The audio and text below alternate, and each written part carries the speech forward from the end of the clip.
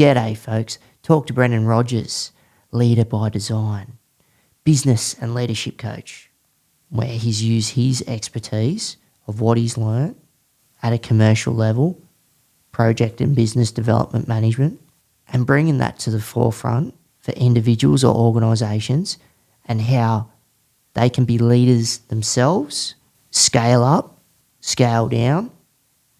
I know that's hard to hear, but sometimes individuals or organisations, companies are better off scaling back a bit because they're not seeing what's in front of them or what's behind all their foundations, but it's stripping it back to seeing how you can be more effective for yourself to be a leader, or if you're nurturing others within your organisation to be leaders as well. Not to mention he's a podcast host as well. We had a good old yarn. It was great, really stripping it back. Where he learnt his skills, developed that through commercial shipping, nationally and all over the world. And where he's helped the major sports high school on the Central Coast, how he's had a hand in that, because remember some private schools there too, or even public, they're businesses. So it's stripping that back and seeing how they could be more effective, getting more youngsters in, seeing who the next Central Coast Mariner may be. So it's taking that ethos that he's got, and it doesn't matter what sector it is, applying to that, to level up. Love your work, brother, keep it up. You can just see the work that you're doing in the community with organisations and individuals, not to mention your podcast. Just getting that knowledge out there and punching up, having a crack, keep the wheels turning. It's what it's all about. Look forward to the next one. And if you like the podcast, hit that subscribe or follow button. And we've also got a Patreon page. The link is within the description. So if you want to roll with the squad and become a patron, that'd be great. I want to thank our sponsors, Culture Connects, a disability service provider that's NDIS registered in all states and territories, predominantly operating up the east coast of Australia, with its main workforce of disability support workers, but also registered nursing, support coordination, levels 1, 2 and 3, psychosocial recovery coaching, looking after and supporting individuals with all types of disability, physical, intellectual, cognitive, psychosocial. Also accommodation, the bricks and mortar, SDA, ILO, independent living options, hybrid, flexible models, SIL, 24-hour supports, supported independent living, and where Culture Connects builds tailor-made teams to suit you and your disability, to make sure that you're effective and independent in the community in any way, shape or form. Culture Connects are here to empower you. And yes, I'm a part owner and co-founder of Culture Connects. Love what I do, a part of that, and here to help support individuals across the nation. And also want to thank our sponsors, Permobil Australia, the greatest electric wheelchairs in the land. Wouldn't be sitting in anything else but these 4 wheels right here, and they've got great assistive tech also. So righto, let's get into it.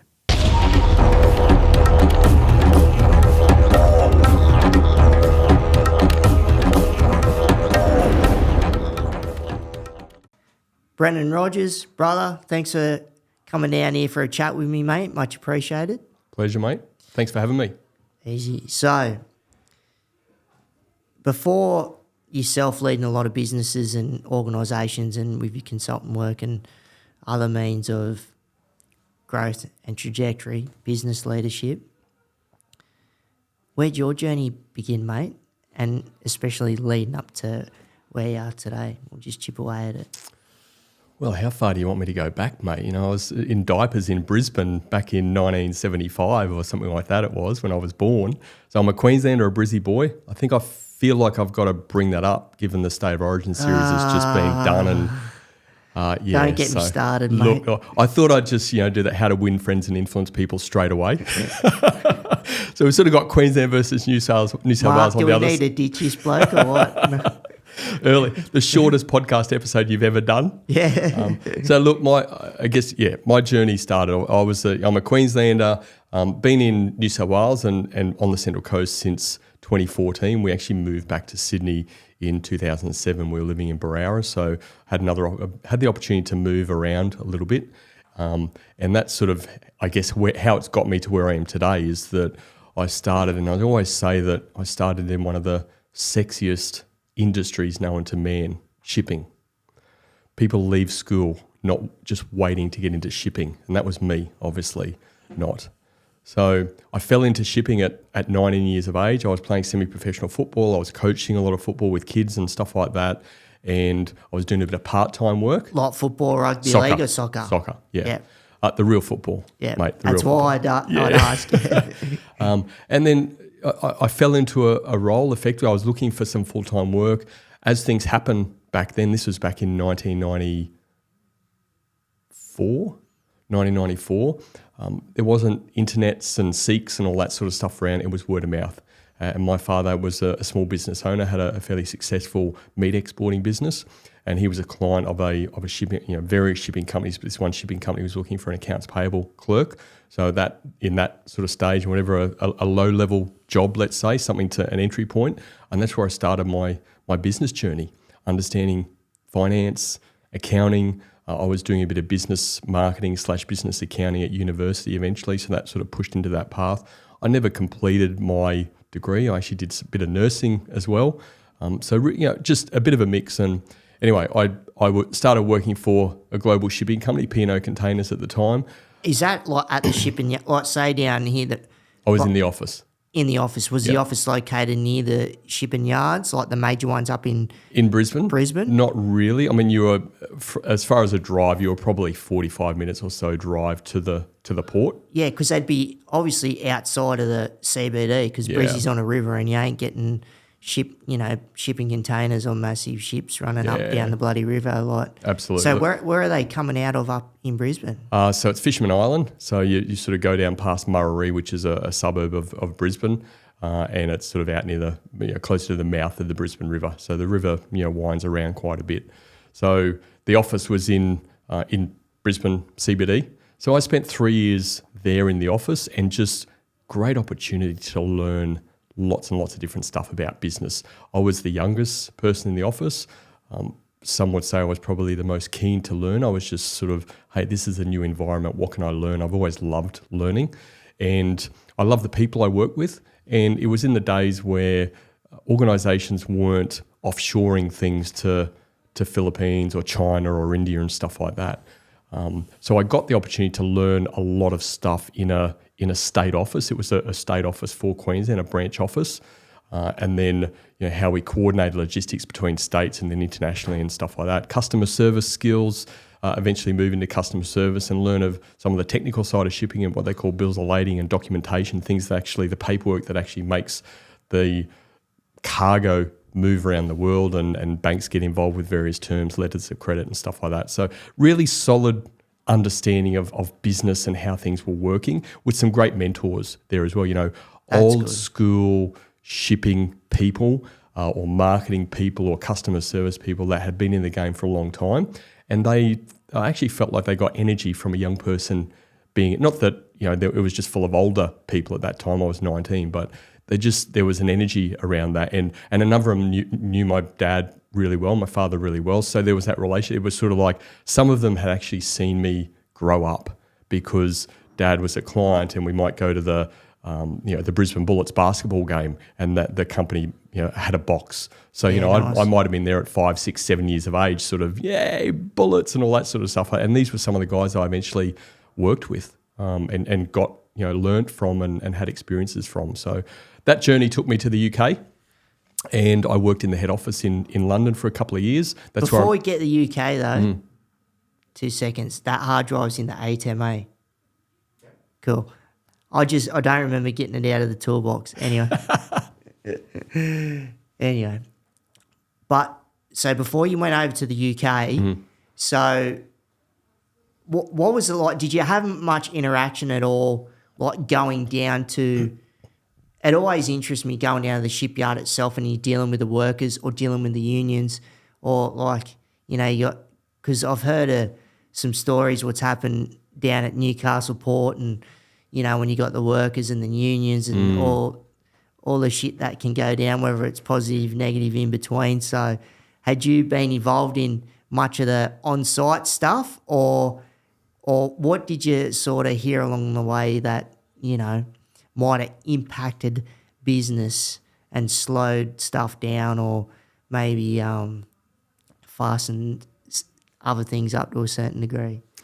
It's an interesting point, because in my early years of shipping, I didn't notice any significant impact or anything like that. And it wasn't until, coincidentally, was in the UK, working in the head office, doing sort of pricing and trade management side of the business, and dealing with Australia and New Zealand, particularly in Europe, and cargo moving, you know, what we call northbound from Australia and New Zealand up north, and then southbound out of Europe and those areas back down, where in 1998 they had the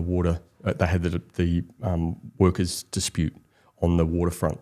The Corrigan was his name. He was the CEO or sort of owner of Patrick's, stevedoring at the time. So there was a lot of impact at that time. I wasn't directly on the ground. I was in the UK, but you know, cargo hold-ups, sort of backlogs of ships, all sorts of stuff. And I can't remember how long that dispute went on for, but it was quite a long time. And you know, unionists picketing and you know, work not getting done and stuff like that. And that, you know, how does that stress sort of relay back in the office and impact you guys? Well, to be fair, sitting in a head office in any big company, it's you know, why do we call it an ivory tower, right? You're sort of you can be in a bit of a bubble. You're not dealing with, when you're in a trade department like that, you're not really dealing with customers on the ground day to day. So you are shielded a little bit. You know what's going on. You know the impact of schedules, and because you're involved in scheduling for vessels and you know getting around the world, all that sort of stuff. But on a dealing with the real coal face and cranky clients on the ground, you know, what's going on with my cargo, you know, bills are late and being held up, which, you know, delayed payment of goods and all that sort of stuff. So, yeah, that would have been very, very difficult for people in the customer service units on the ground. Yeah. So, whereas, again, we were a little bit shielded from that sort of direct impact. And then by the time I came back from the UK with my beautiful wife, who I met in the UK. Over there. And were you up north, up near Liverpool, or any of those main sort of northern? You had to ask, didn't you, with my "You'll Never Walk Alone" tattoo? No, I didn't even notice. Seriously, I didn't. I wasn't in Liverpool, but we certainly had an opportunity to visit. I was in London. Yep. I was living in Wimbledon, and then I travelled to what was a suburb called Aldgate East, which was sort of on the, I think it was the Eastern Line from memory. And, that's where the office was. So not far from Tower Bridge. Yep. Was where we worked, and people know Canary Wharf is a bit of a cool place nowadays. So around that sort of area, but in the day it wasn't that much of a flash joint, to be honest.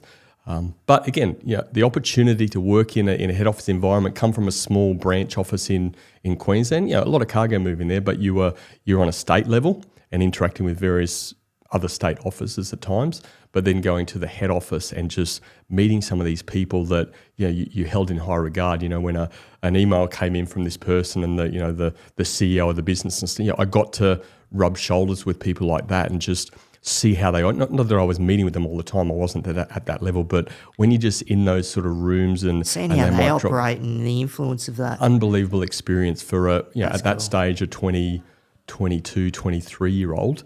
Really good opportunity. Spent some time there. Came back to the UK. Came back to Sydney. So I had a job in Sydney doing a similar thing in the Sydney office, which was the Australian head office. Because I'd had the experience in London, sort of working with those people, I was sort of a good conduit of that in the Sydney office. So I did that for about 12 months, and then I was seconded to a project which was involved in bringing all Shipping of our still in the same organisation, P&O.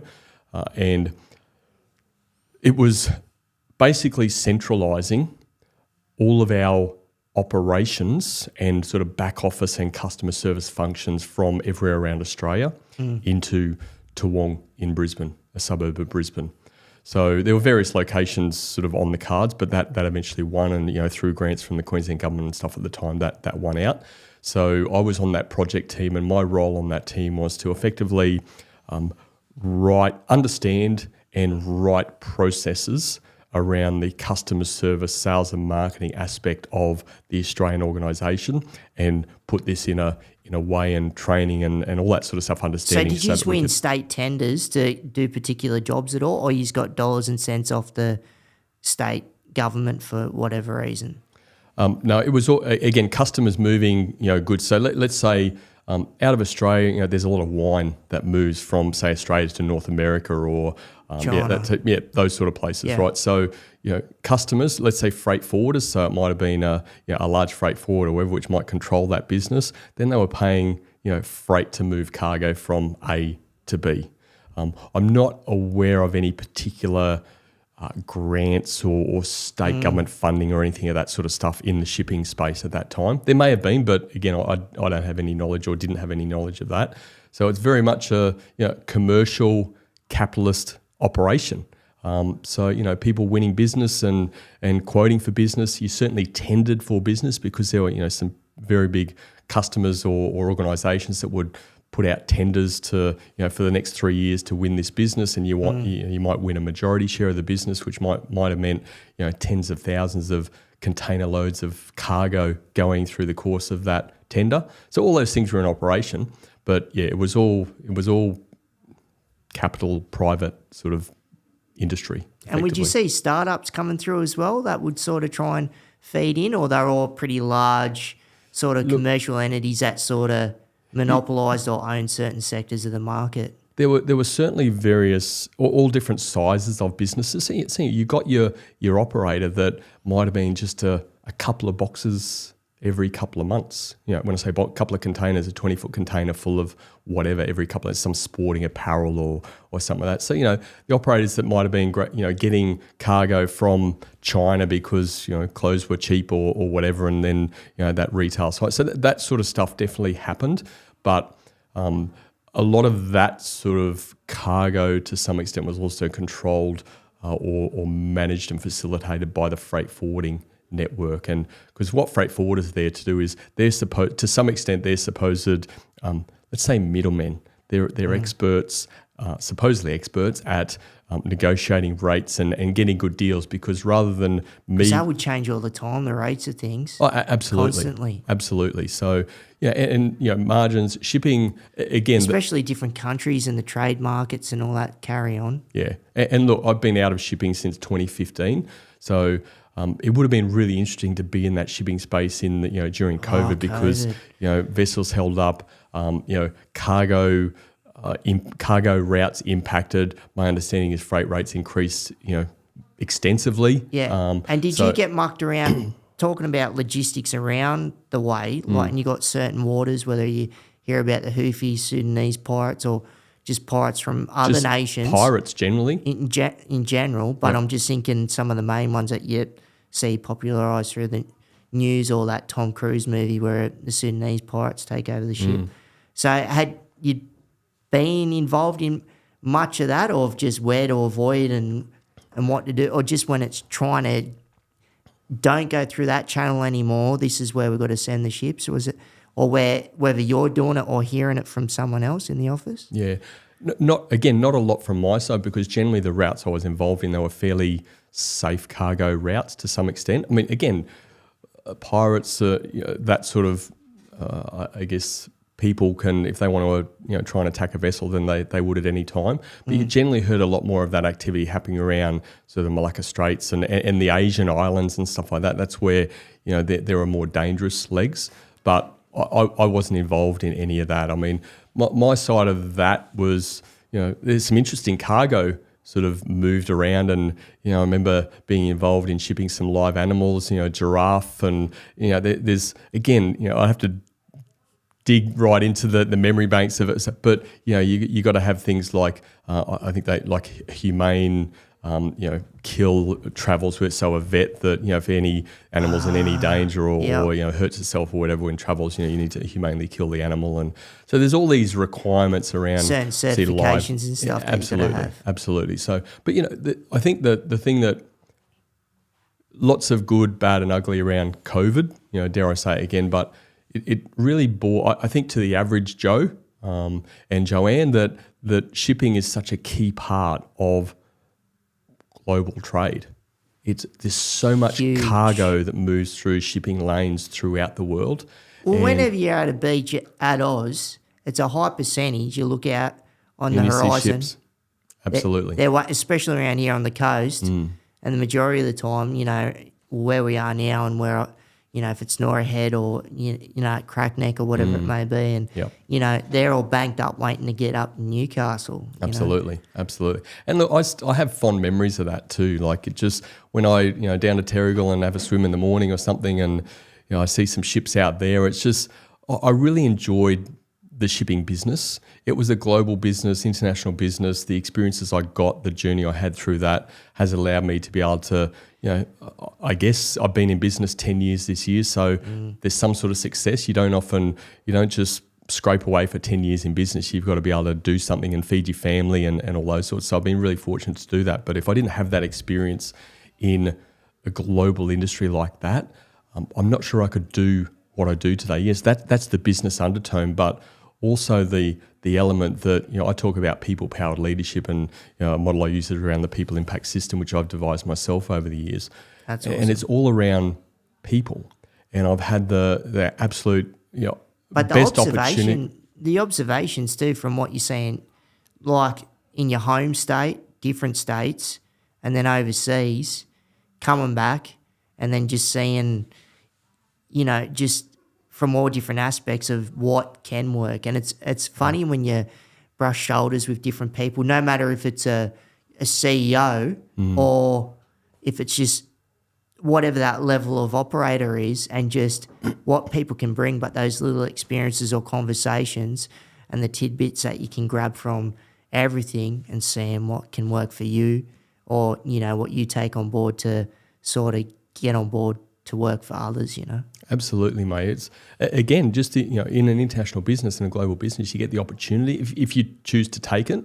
And I guess if you're of the ilk that you just want to keep learning and keep improving all that sort of stuff, then businesses like that give you opportunity. So 100%, they can see it. I worked in at least a dozen, if not more, countries. Now, again, I wasn't living in all of those countries, but I spent reasonable amounts of time in various countries in Europe, in Asia, in the Pacific Islands, and all of them have different cultures. And it was just, you got to learn so much about different people and how, broadly the Asian culture might work about sort of saving face, and, when they say yes to you doesn't always mean a yes. There's just all these nuances within people and culture that you can start to pick up on. Yeah. And I'm not just saying, I'm not an expert. What's expert mean, right? But I've had these opportunities to work with different. Absolutely. Yeah. And funny, the thing is, just the other day. So this is a really weird segue to some extent, but the kindy that the two kids that we care for currently go to, Little Independent Kindy in Terrigal. A young fellow started full time there, and it's a bit weird to have a guy in childcare anyway, which is sad, but that's sort of the reality. Especially now. Look, lots of, and I feel for this person because he's a good young fellow, and obviously just with all the stories around at the moment, there has been extra communication, really good from the kindy, just, relaying Are they trying any to reinforcing it with him, like, well, as him, in but where also, to keep his head also at? with the parent community, just to make, because it's right there, and, Because people will be blowing up. Kids are very precious to us parents. So anyway, this young fella, weirdly, I was his football coach when he was like 5, 6, 7 years of age. Yeah, right. Now, he's in the environment, I didn't even recognise him. And what my wife... he's gone from this big to... I know, and he's got a bit of hair on his face like you do and all that sort of stuff. I could never grow my, I don't know, I'd be 70, 80 still waiting to get it that long. Anyway, but I guess the segue is that as far as picking up nuance and context in rooms, and I'm supposed, like I said to my wife, I'm supposedly a business coach, a sort of people person and all this sort of stuff. So my wife said, my wife put two and two together and texted me and said, "Do you think that's Tom Harris? The Tom Harris from Browra?" And I'm like, "You're right, it is." And then she starts to go... so this was a kid, not even from the coast. It's someone that... Exactly. They've been living on the coast for the last 4 or 5 years. But what happened was that my wife, Tracy, said to me, you know what, when we went to the kindy the other day and just met Tom, he was looking at us. I didn't know what to make. He was just looking at us funny and stuff, and I'm like completely oblivious. I had no idea about anything. So I get So back, he's picking the up on segue it. back to the point is like I'm supposedly this business/leadership coach helping business owners grow their business. Mate, I'm completely oblivious to some of this stuff. The nuances of people and how they're looking or how they're interacting, and my wife's the one that's picked it up. So, so far from an expert, but I seem to make some money from the work that I do, which is good. No, it's awesome, mate. No, you're having a crack. And it's good that you've got that base, like when you've worked in, because I assume that's like a tier 1 company that you would have worked for, and plus being international, right? So, and that's giving you a good back end, like I said, foundation. And then I've seen, so you were the chief operating officer at the sports college, yeah? I was. Yes. Yeah. So I'm interested about that, and just at school in general, because I've seen, just from an outsider, seen it in its infancy and just seeing the growth. And then, I'm old enough now that, I've got some mates and people I know that have got kids that are either going to that school or trying to get into that school, because you got to get a spot in there, and not just for the academics, but when you're trying to excel at a certain sport. Yep. And just, I've always been intrigued on, how and what sports operate there. And what I knew back in the day was predominantly like football, soccer, I know you don't like that word, or tennis. But then I saw, I'm pretty sure I saw it at the end of last year maybe, and he's a local, like, bloody Bazanic. Ollie Bazanic? Ollie Bazanic. Mm-hmm. Yeah. Now he's working up there. Is he? Yeah, Okay. and they've even got, some of the Mariner female footballers that are working up at the school as well, which is awesome. It is. And it seems like it's a pretty good pathway from that school if they're trying to bring them through the Mariners Academy and all that sort of stuff. So down at Barrera, shipping company, worked all those years, Northern Hemisphere, bloody Queensland, and then at New South Wales in Sydney. So then where's the transition sort of lie there? Was it just an opportunity that popped up, or? Yeah, so I all in all, it was around 11 years with P&O. P&O Containers became P&O Nedloyd, and through that merger, again, more experience of companies merging at various levels and stuff. And then I moved to a private shipping company. So I finished up with P&O in 2005. Yeah. Very early 2005. And I went to work for a private shipping company called SWI Shipping, which is part of the China Navigation. Not that well known. It's bit more of a niche operator. So they certainly did containerized shipping, but a lot of break bulk cargo, weird and wonderful bits and pieces, tractors and trucks and all sorts of stuff. I'm with you. Yeah. A break bulk sort of stuff. Yeah, so again, that was a whole different. That sort of cargo has different requirements around it and challenges of how you plan ships. I wasn't in the planning of ships sort of side. I was managing the customer service and documentation area for the organisation across Australia. So, and they'd gone through some centralisation stuff. So I guess my experience in some of that hopefully served that organisation well. So I started working for them. We were back in Brisbane because the project that I worked on, I was working and I was the export customer service manager in the Brisbane office or in that centralised office. And then I joined this company, SWI Shipping, still based in Brisbane. Spent a couple of years there before having the opportunity to come down to SWI Shipping's global head office, which was Sydney, coincidentally. Right. So I had the opportunity to take the next step again, and again, really great opportunity of working in a head office organisation, smaller shipping line. So I also got the opportunity to do even more on the ground in a head office space, because you're a bit more of a boutique, more smaller shipping line as opposed to this global behemoth that I was involved with before. So I left there in 2015. I got a redundancy, which was fantastic what I was looking to do, and through those opportunities again I was involved in training global agency networks, customer service stuff, again other improvement type projects. I was the Asia Pacific Business Improvement Manager for some time. And did you have to work much with DNV or DNV GL? It would have been back then, the certified to do with shipping. at all? Were you aware of? What? So DNV, just out of interest, no, because like with myself, my wife and I, running Culture Connects, NDIS service provision company. So you've got audit bodies that audit all the different types of disability organisations that want to be registered or keep their registrations up. Yep. So, and we've used DNV. They were originally DNVGL. So they're, say, 1 of 10 different companies that, they talk with the NDIS Quality and Safeguards Commission and the NDIA as well. So they're chosen to be that third party that comes out and audits your business. But then when I looked into them, and like their background, and that's originally where they're from, shipping. Is that right? Yeah. And that's and interesting. then they've got into the NDIS world, and what tripped us out too. So like we've been involved with them for like a fair few years now, but also we watched a documentary on Netflix the other week about old mate from Ocean. Oh, what's that brand called? Old mate that took that submersible down to the Titanic and it imploded. Yeah. Because then some documentation come up about the certifier, and then my wife tripped out and because we saw the advertising like on the documentation, and it's like, oh, that's who we use. Wow. But we ended up finding out that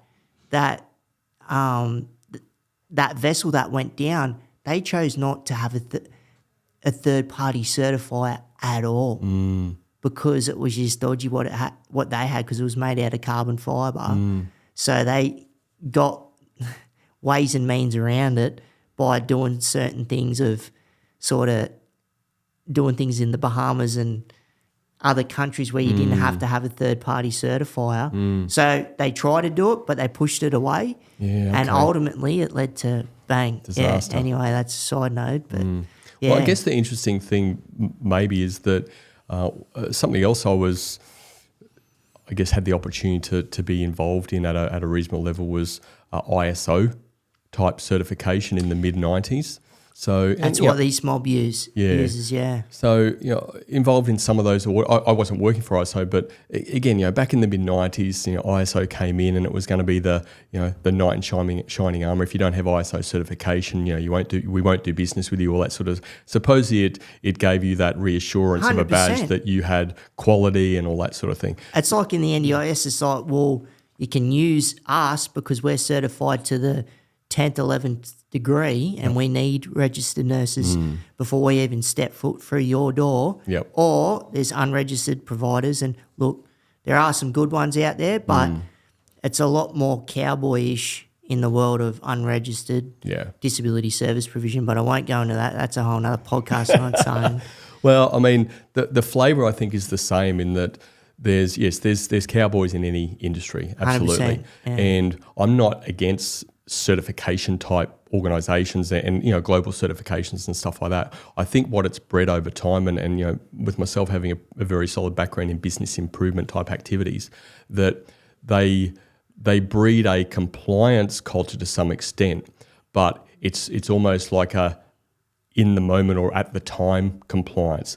So a lot of organisations, I'm sure your organisation is very different, that our compliance might come up every 1 year or 3 years or something like that. And Correct. Then there's this crazy amount of getting compliant ready for this audit to come up. And you don't want to scramble. Absolutely. As opposed to, if I'm just a believer that improvement, continuous improvement, Lean Six Sigma, whatever you want to call it as far as terminology, it's a lifestyle and it's a mindset. So if you really fundamentally believe in that, brother. It's definitely solid to have people coming in from outside and just, looking at your processes and understanding this, and maybe because they're across various industries, giving you insight into maybe what you could do a bit differently. Absolutely, I'm all for that. That's the great thing about varied experience. And just knowing what you can do better. Absolutely.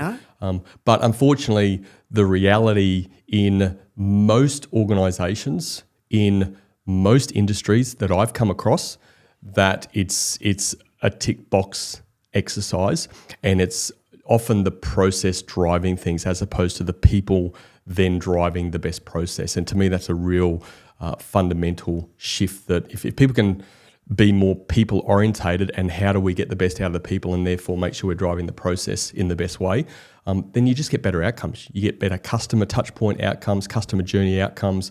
When you're looking after your customers well and you're making it easy for them rather than saying, well, it's just our process, we can't do it any other way, then people love you. And that's 100%. that's the beauty of these things where you can turn them around and make them really valuable and as a point of difference for your business, not just a tick box exercise. And is that what you could see that you could bring to the school, like the amount of time that you work there, what you could bring to the school to get to a certain level, or if it's just bringing a different perspective, so as a collective you can look at different avenues just to see how to operate, because it would be a private school, obviously, and the funds that you have to pay. So at the end of the day, it is a school educating kids and the sport and everything else, but it's business and you need to keep the dollars in and running and designing things certain ways and just making sure everything's accountable from your people and just making sure that that whole machine, that all cogs are trying to run at the same pace.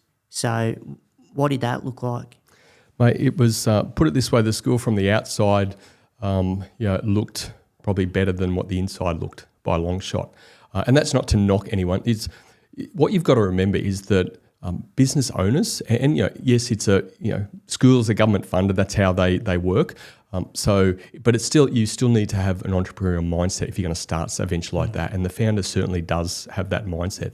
But the reality is that most business owners, I would say 98% of business owners, their zone of genius is not leading people, getting the best out of the people. Their zone of genius is that entrepreneurial mindset to get something moving and to take risks and those sorts of things, right? So that's the first thing that we just have to lay over.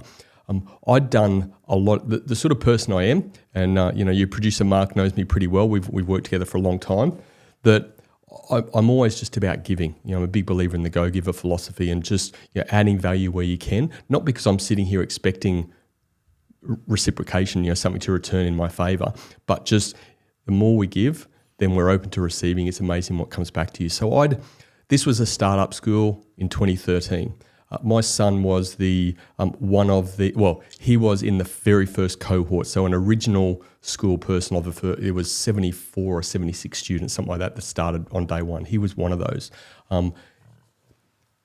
What eventuated, by the time he left the school and he stayed from year 5 through to year 12, he was... Oh, so that's a kindy to year 12 school, is it? It is now and has right. been for some time, but it started year 5 to year 10.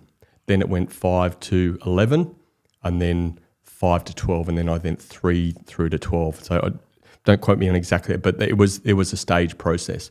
And I guess to give you some extent of the challenges that happen in a startup school, which I'd been involved in a startup school as a student many years ago in Brisbane. My parents were involved in a startup school. So it's funny how sort of my wife found this school and was looking for something different. My son, He played football too? Yeah, he loves his football. And obviously I love both my kids dearly. He was a child. He wasn't naughty, but he also wasn't top of the class. So he was sort of in that mix where he just fell through the cracks in a normal school. And so my wife was looking for something different. It was weird because you'd go to parent-teacher nights and it was almost like the teacher didn't really know Lockie because he wasn't naughty and he wasn't smart. So he was just in that middle cohort where he was almost like a forgotten student. So anyway, my wife was looking for, she's much more attuned to those things than what I was. And she found this sort of school coming. He loved football. I was coaching kids football. I played football myself.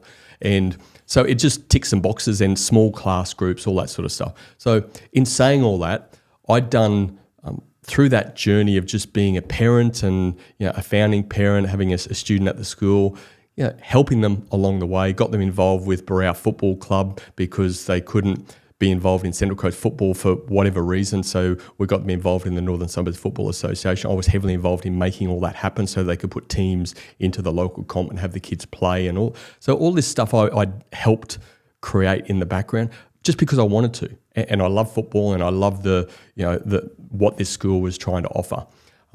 Then strangely or not, depending, is over the course of my corporate journey in Swire Shipping and doing a head office role from Sydney after we'd already moved our head office to Singapore. I was spending time a week in Singapore, 3 weeks in Sydney for for several years. And yeah, that was when I was managing. Several years doing that. Well, that was when I was also a project manager for a global system implementation. So that's a whole other story. Those sort of roles are most of the time they're poison chalices. And we implemented some parts of the system, other parts were very difficult. The amount of change management involved in that. So that was an unbelievable learning experience for me about sort of technology, systems, buy-in of things, people undermining situations because of vested interest. Like that was just it was interesting to say the least. Without going too deep in it, like you said, but I know when you're talking about poison chalice, but in respect to how did it apply to what you were doing there? So basically, what we had a system, and our core system, let's say, it ran most of our sort of shipping operation in this small shipping company, and it was an okay system. But what I'd come from at a global, like a truly global shipping company, who was actually leading the way in a lot of stuff in shipping. Shipping was behind in a lot of things, but they were still one of the lead. So systems-wise, they had their own core system they developed over time. We had people in India in the early days sort of doing programming and stuff like that. We'd centralised stuff to China. I was involved in some of those projects. I spent time in China working with, our employees there in doing the back room operations, helping them get structured, get centred on what needed to do and how the Australian operation worked. I spent time in India doing the same thing with the Indian developers and how the business process works versus how the technology needs to operate. So I had all this great opportunities to do those sorts of things. So I think I lost my train of thought as far as where we were taking the poison chalice. So the poison chalice, back to taking on or accepting a role. I was part of the project team to select a system, and I guess it was seen that because I'd had this really great experience through a shipping line and knowing what was possible in the systems and what we could get to and what we needed to get to as a growing shipping company, and where we were was chalk and cheese. Right. So I eventually, part of the project team, the IT, the global IT. That's a lot of money on the line, like with that organisation. Talking multi-million dollar budgets that I was in charge of. But the IT manager at the time, he was leading the project to a selection of system. And then he chose to leave the company and take another path. I think he was a pretty wise person as far as that goes. And then I was offered the take on, look, hey, you've been recommended as a great project manager for this. I'd started some project management certification. I'd been leading business improvement type projects for some time. So that sort of fit in. But I'd never managed a global system implementation before. So it was sort of flying by the seat of the pants, learning as you go. We were coached along the way through the organisation. This wasn't their first rodeo. And that's not a bad thing sometimes when it's flying. Look, you want to make sure things are structured in place and sorted out, but what you can learn when it comes by flying by the seat of your pants moments as well. It was enormous. Like I said, I don't begrudge that situation at all. What I learnt though, as you became more senior in organisations, the politics and the political games get harder and harder and worse. So 100%. Basically the greatest challenge, and where it eventually became a poison chalice, was that you had people with vested interests in maintaining the status quo. And they were, very senior, influential people in the organisation, and slowly but surely they'd been playing the political game in this organisation for many, many years, and it just chipped away at the credibility of the system. And so eventually, and again, this was even after me, because when I moved into a different role, they moved the project management of it as far as trying to get the rest of the system implemented to Singapore, which was from an organisational perspective, makes sense, because again, I was moving between Sydney and Singapore a lot, managing the project team on the ground in Australia, but then I had my assistant project manager in Singapore who was Singaporean, doing a fantastic job. But it was really difficult because then you're trying to manage stakeholders in the global head office from Sydney. That's very difficult when you've got people who are far away. When you've got people who it's in their interest to undermine certain things, and they're in the same rooms every day. That's really hard to manage. 100%. And would that be mucking around with things like, if you're looking at New South Wales or Queensland, or like state politics, or I don't know, in Singapore how it operates over there with not their federal systems but their state systems, would also flowed into sort of political things where people would get their, you know, their hands sort of twisted or move around and make things happen. Like, it's any dodgy often, sort of stuff going around or what? Look, I mean, when I say this is organisational politics, right? Which operates the same as 100%, especially when it's like getting right up there, like you said, millions of dollars worth on the line. Yeah. So, it was purely internal. Purely internal. It's really more about in a room, people would say, yes, I'm going to get something done, and then for whatever things don't happen. So delaying of things or making things harder than what they need to be, or on purpose. Absolutely, and showing that oh look, that's not how we operate. We won't be able to do that in the system. Or I mean, the reality is, depending on how deep your pockets are, you can almost do anything in systems. Even back then, a lot more expensive. Frustrating. Look, especially the people that own, like you got the shareholders that own the bloody business and trying to make things run. And look, the reality is that, and this is where I'm so big on. I had a call just on the way up here, actually, from a business owner or a guy involved in business on the coast of small business, and they were asking me about the platform I'm running the local link on, which is a free online business community, mainly for Central Coast and the Hunter region people. Now, they were interested in what it's about, and are you running that yourself or whatever. And I said to them, look, no, I'm just leveraging this offer, my greater sort of core business around digital products and coaching and stuff. I use this platform which has all this available. So I'm not a software business. I don't want to be a software business or a software development company. So that requires deep pockets. It's not as deep now as what it used to, but I'm very big around focusing on your core business. Right? Don't get taken away from all these, or there's so many things you can try. And we're a shipping company. We didn't actually know, as an organisation, the experience in our organisation about rolling out core systems was very few, which is really why I wasn't even involved in the decision making at P&O around core systems and things like that. But I've got a system type thinking, logical mind, and I'm still interested in systems and how they operate. Now, even if I don't know a system, I can really piece together the logic of things and how it would operate and why certain things could or couldn't happen. But as a small shipping organisation, they didn't have that level of experience. I took on the project management side, so I was very, very experienced in the business of shipping. I was not experienced in the technology of what we, at least from a grassroots, I knew what was possible, but as far as talking the language and dealing with databases and all that sort of stuff and getting my head around that, I was on this learning curve that went straight up. If not, I was sort of going like this and it was hitting me in the face. Veering off to Mars. Absolutely. Yeah. So as an organisation, it wasn't their bread and butter. So I was directly reporting to the global CEO for this side. He was the sponsor of the project, which made perfect sense. But his knowledge around this stuff was very limited as well. So he just expected to have the right people in the right place to sort it out. Absolutely. So look, and sometimes you expect, because you're like, okay, well, if I'm paying you six figures a year, you're going to work that out.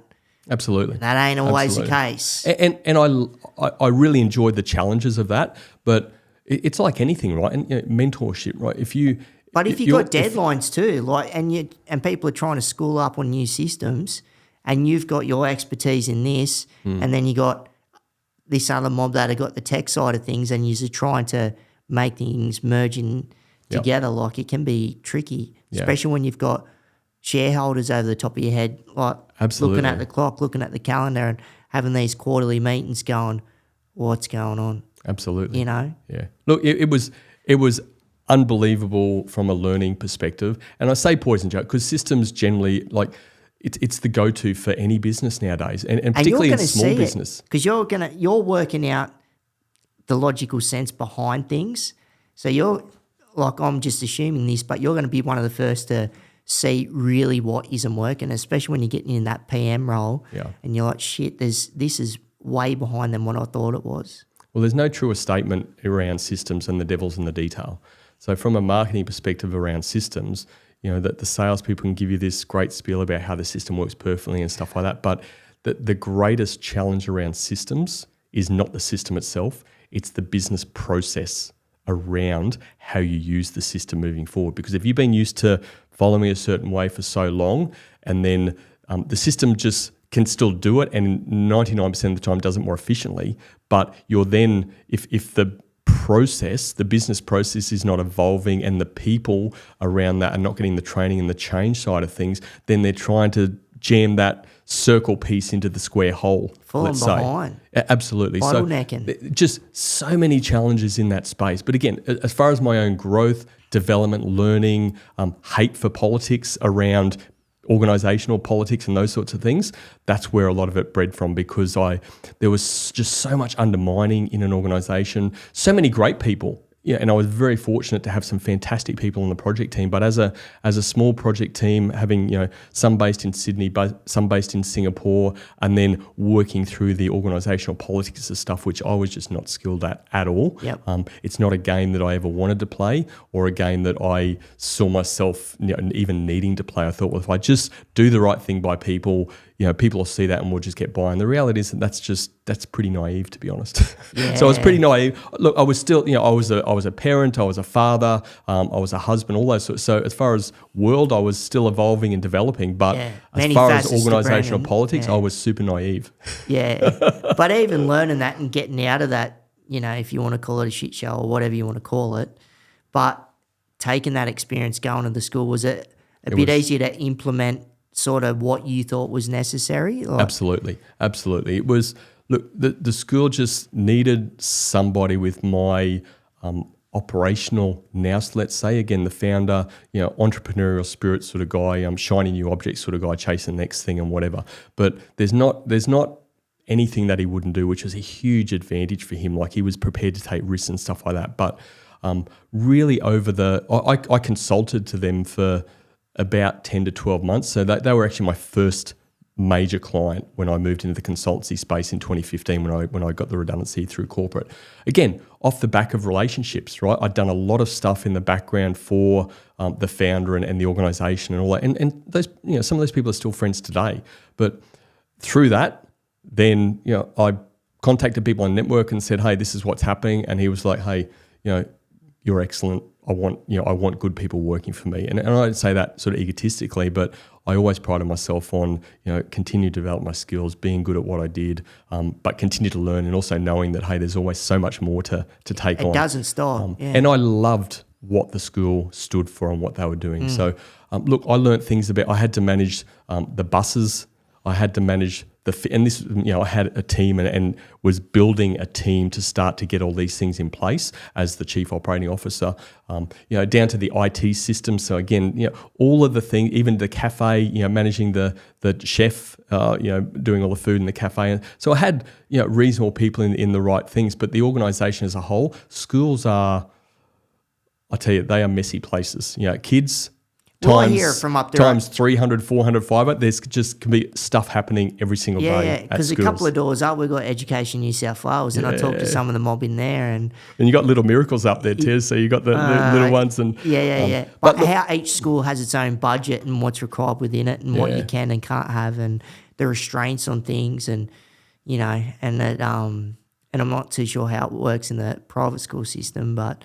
they're all funded. They're all funded, right? Yeah, so they're all state, federal funding. But what about the partnerships though? Like, say, were there any, as you were coming through, like, was it building up any partnerships like close to sports partnerships, Mariners, Tennis Australia? I don't know some of the other organisations. So was it a bit of a schmoozing with a bit of that sort of stuff going on? Absolutely. And again, it's fair to say that the relationship between the sports college in those days when I was there was the International Football School, and then it became International Football and Tennis School.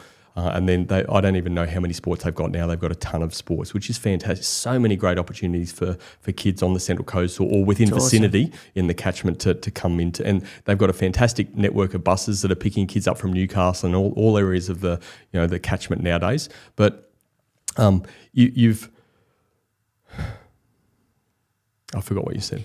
No, well, it's just coming back to the school, like, how you could implement. It's going back to the shipping and just, obviously you've gone through working for that tier one company. You've gone working for this other mob where it's FIFO work in and out of Singapore.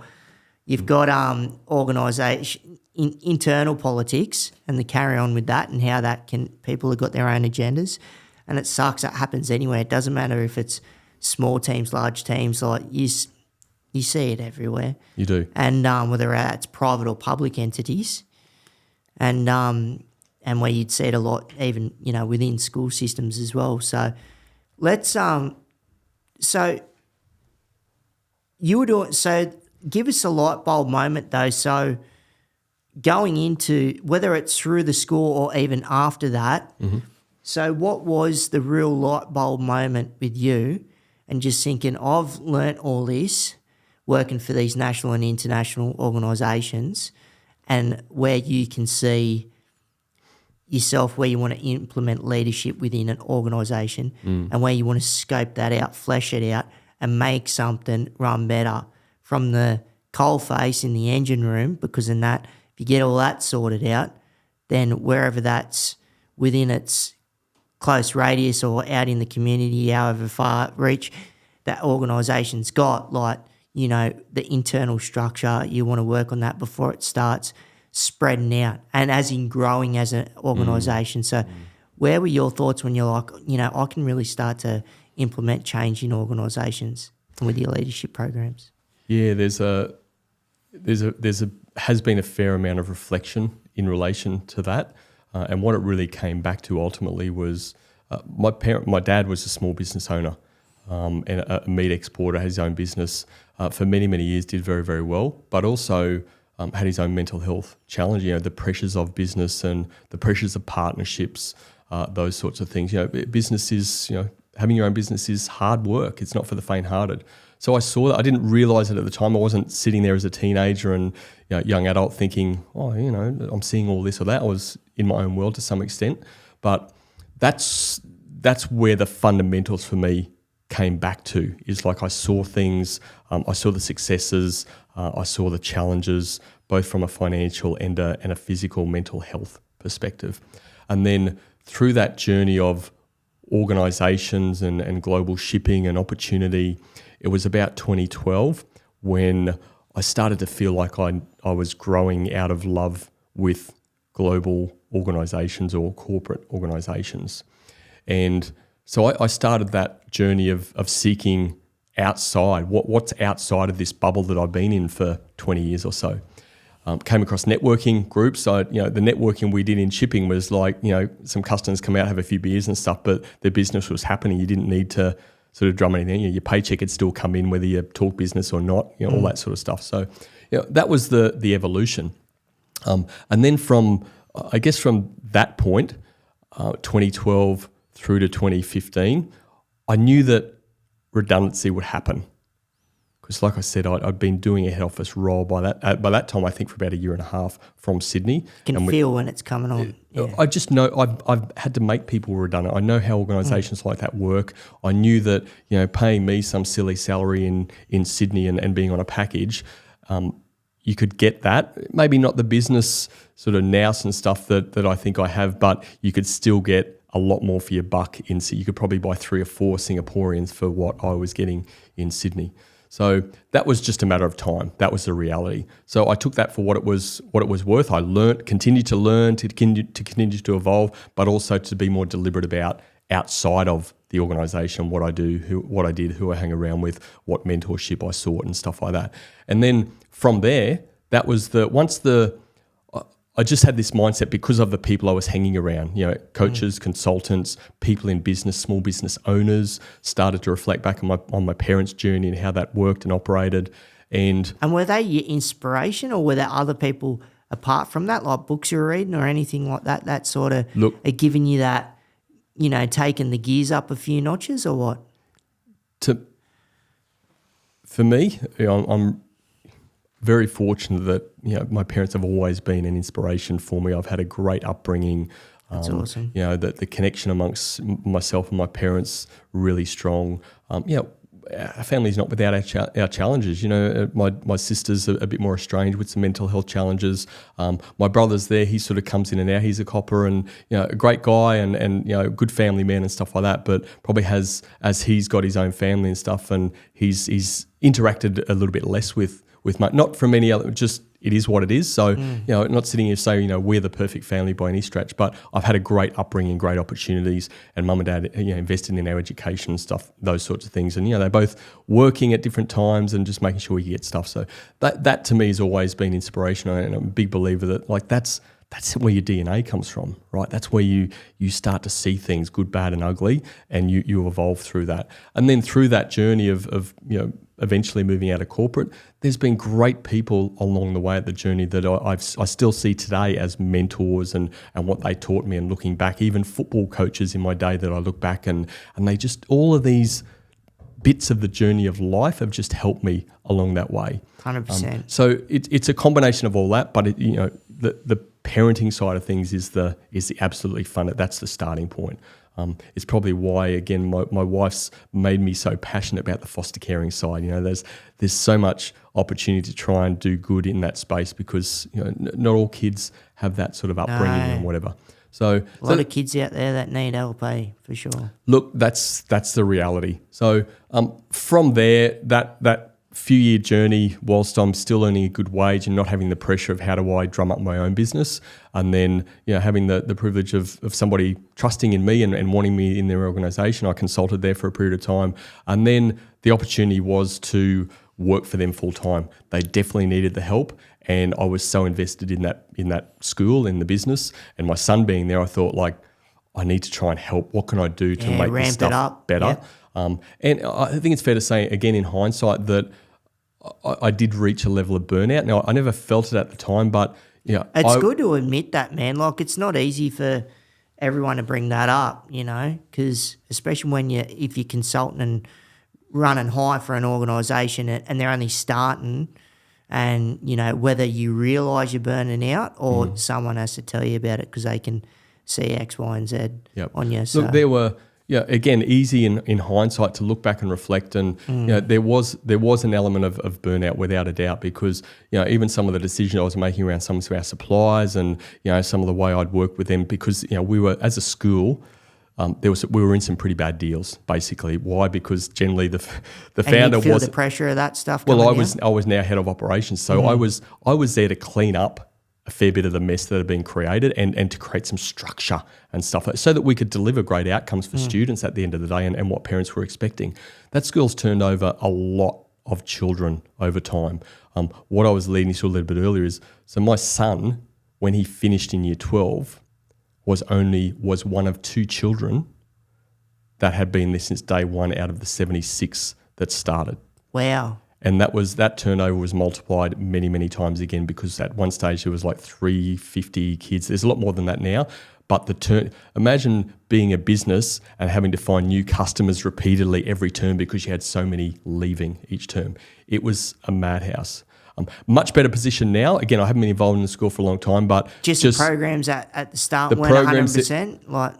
Look, people, programs, functionality, politics, a bit of that.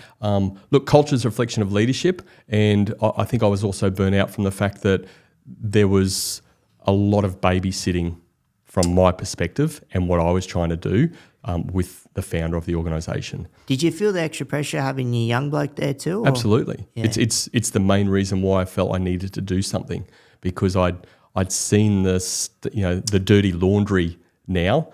And I was part of that dirty laundry. I worked for it, so I needed to do something. Yeah. And again, this is the journey of startups. It's pretty down and dirty, right? So I'm not sitting here trying to slag people. It's the reality. That school would not be where it is today without those messy times.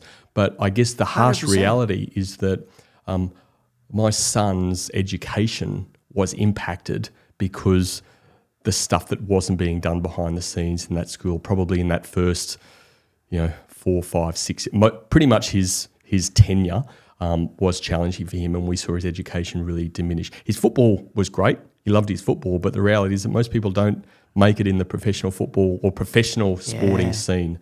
So, the great thing is my wife has done a lot of work with him over the time. He's going into the police force himself in New South Wales. So, he's on his feet, but, he's, to his credit, he actually, in his senior year, he booked a booked some time with the principal and gave the principal feedback, who was the founder, and said this has been his reality for since he started, and I'm super proud of him.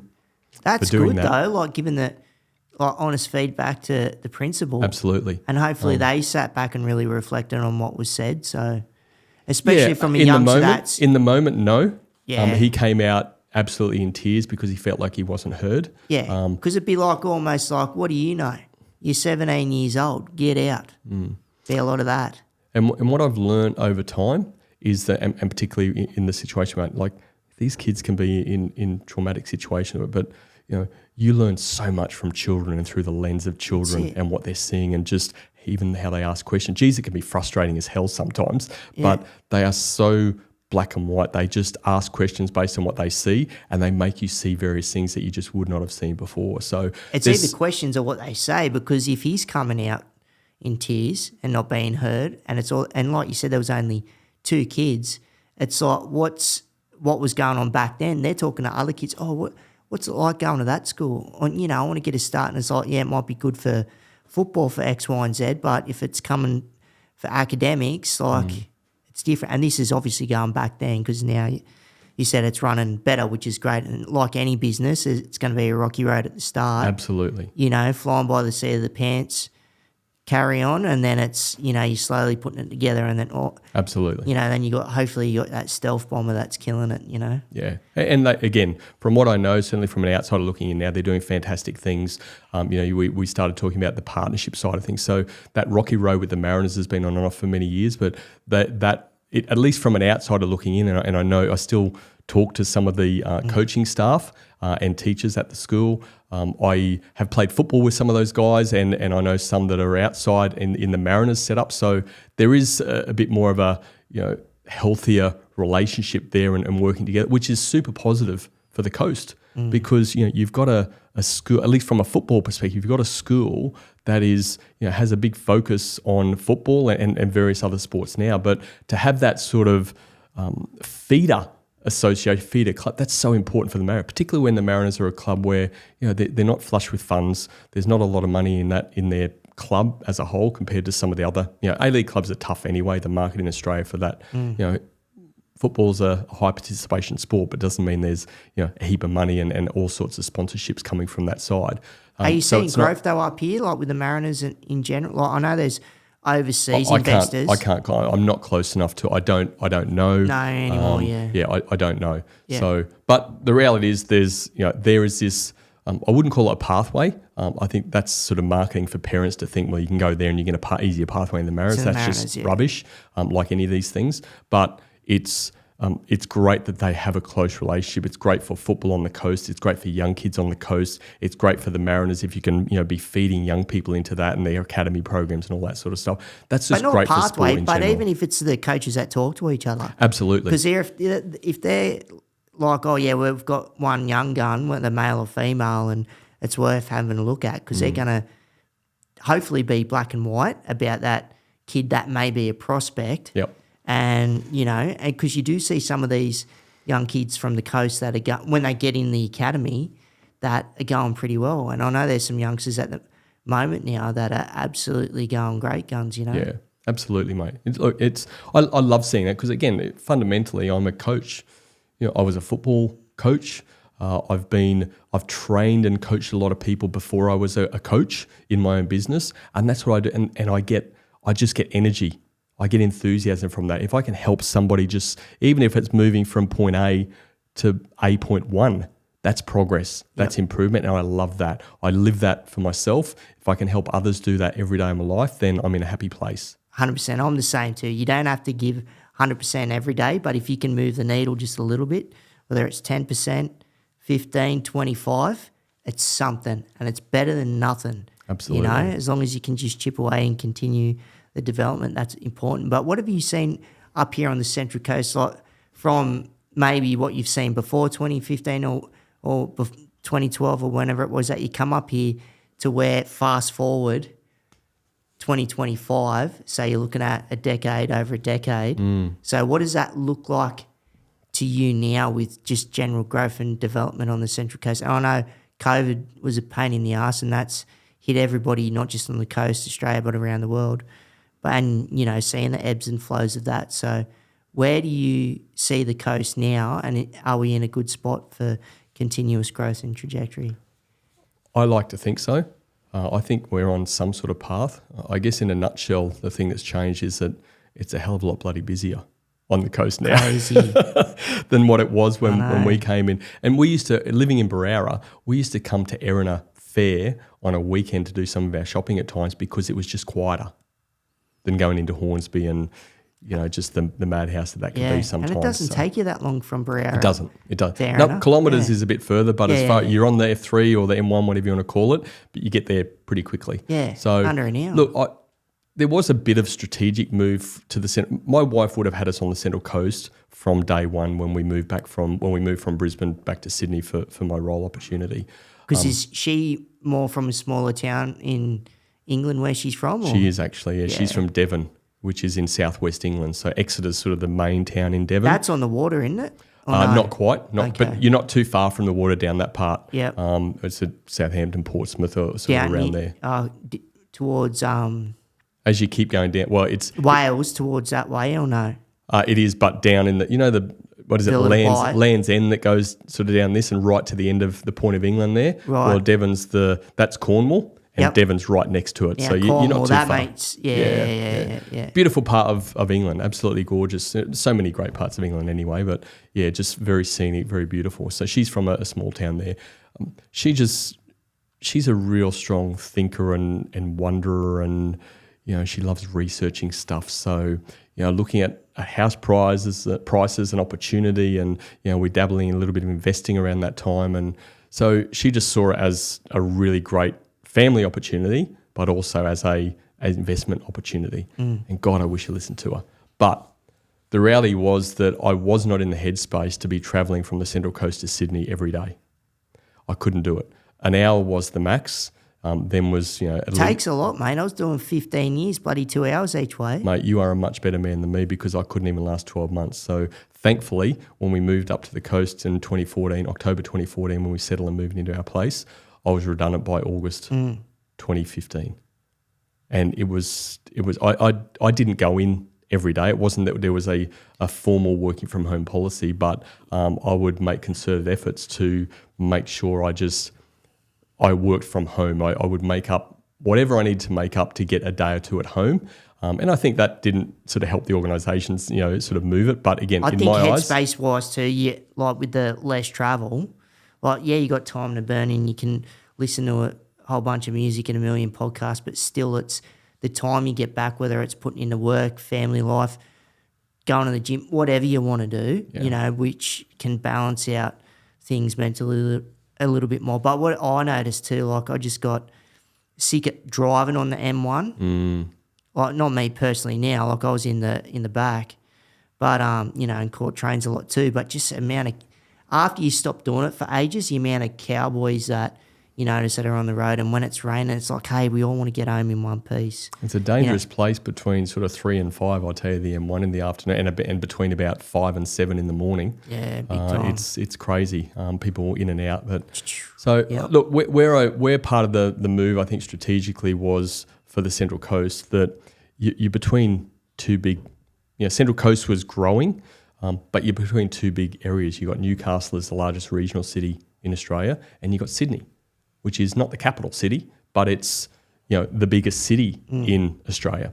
So as far as and then you got the Central Coast. So the market to get to either the movement to get to either of those from a small business perspective, and I was only thinking that region. I wasn't thinking international or anything at that stage. Because it's when you think of numbers too. Because when you're looking at Sydney, it's over 5-something million, and up here I think it's 350,000. Something like that, yeah. And then Newcastle's got a whole whack of people up there, and like you said, biggest regionals. So it's hard because you want, and it's hard for, if you're starting your own show, you already know what it can be to white knuckle through some stuff and going through the ebbs and flows. And if you're starting in an area that you're not too familiar with, and Sydney and the reach is a little bit closer, was that a bit daunting, that process, and thinking about that? It wasn't. It wasn't daunting. Again, my mind had shifted into, I'm going to be doing my own thing at some point. What I just wasn't courageous enough to do was to pull the trigger myself. The organisation pulled the trigger for me. okay, the excuse I can use is, well, I got a very handsome redundancy in that because I'd worked with the organisation for 11 years. So that was another piece of security blanket that I took willingly. I always tell people that I think probably the redundancy meeting that happened was probably the easiest, and I was so happy. I was scared that the organisation might take it back from me because I was so ready. So I went home that day, I was going to ask, my did you have wife relief? was far more worried about the situation because I'd been the main breadwinner for a long time. We were very fortunate to say that I'd been earning good money for a long time. We deliberately chose that Tracy could stay home with the children for as long as possible, which she did and she loved. And this is why we've got beautiful kids now. We had that stability at home. I miss things. My son, who's 22 now, still says that almost every birthday, remember when you missed my 10th birthday, double figures. I was in Singapore. So you do miss things, you sacrifice stuff, but it's a decision and a choice we made. Coming to the Central Coast, I wasn't scared. I knew that I wasn't going to be commuting for 10 years, put it that way. I didn't know it was only going to be a year, but I knew that wasn't that thing that I was just going to be there. Whereas when we moved to Sydney, and in the preparation moving to Sydney, I had no idea that I wanted to go into consultancy or coaching or anything like that. I was still corporate dude, sell my soul to the corporate people and just they'd give me so many great opportunities. Then that was the path I was on. I just could not be further than an hour commute. And as it turned out, very fortunate, one of the senior people in the parent company, the organisation, he lived in Broward as well. And he said, look, I drive in every day, take my son, we've got a spare seat, do you want to come? So he'd come and pick me up. We'd still leave really early, about 5:30 in the morning, and we'd be in the office just for a tad after 6. So, from Broward to Sydney at that time of the morning, you're there in like 35 minutes, no dramas at all. So that's nothing. Life wasn't as hard from a commute as what I thought it was going to be from Broward, but I just couldn't do the coast. It was too far. I knew nothing about the coast. It wasn't any of that. We were talking about, my wife was focused on Warnervale because that was sort of a growth area at the time on the coast. It's crazy up here now. Yeah. So anyway, if I'd listened to her, we'd probably own 5 or 6 houses on the coast. We only own one home on the coast, our own home. So, we're very fortunate to not have that financial stress around us. That's we were able huge. to buy into a home. We've recently paid that off, and Good on you. We've tried to be as prudent as we can with our financial opportunities that we've had, and my business has helped me evolve my mindset in what sort of business do I want to develop, what sort of business do I want to grow, do I want people here and leading my own people? No. I have a team of contractors around me that do certain things in my business that really help me, and I couldn't grow my business the way I'm growing it without them. But I wanted to create the flexibility that I could have that I didn't have in my first 22, 23 years of working in corporate life. Great opportunities, but flexibility wasn't one of those things that you had working in that. And as I was trying to always achieve more and more and get better and earn more money and maybe earn more respect and get those greater opportunities, then you just sold a little bit more of your soul along the way. Chipping away. Well, let's talk through your progress of what you're doing with your leadership, Of business course, coach mate. and all of this. Sounds fair. Really important, really important.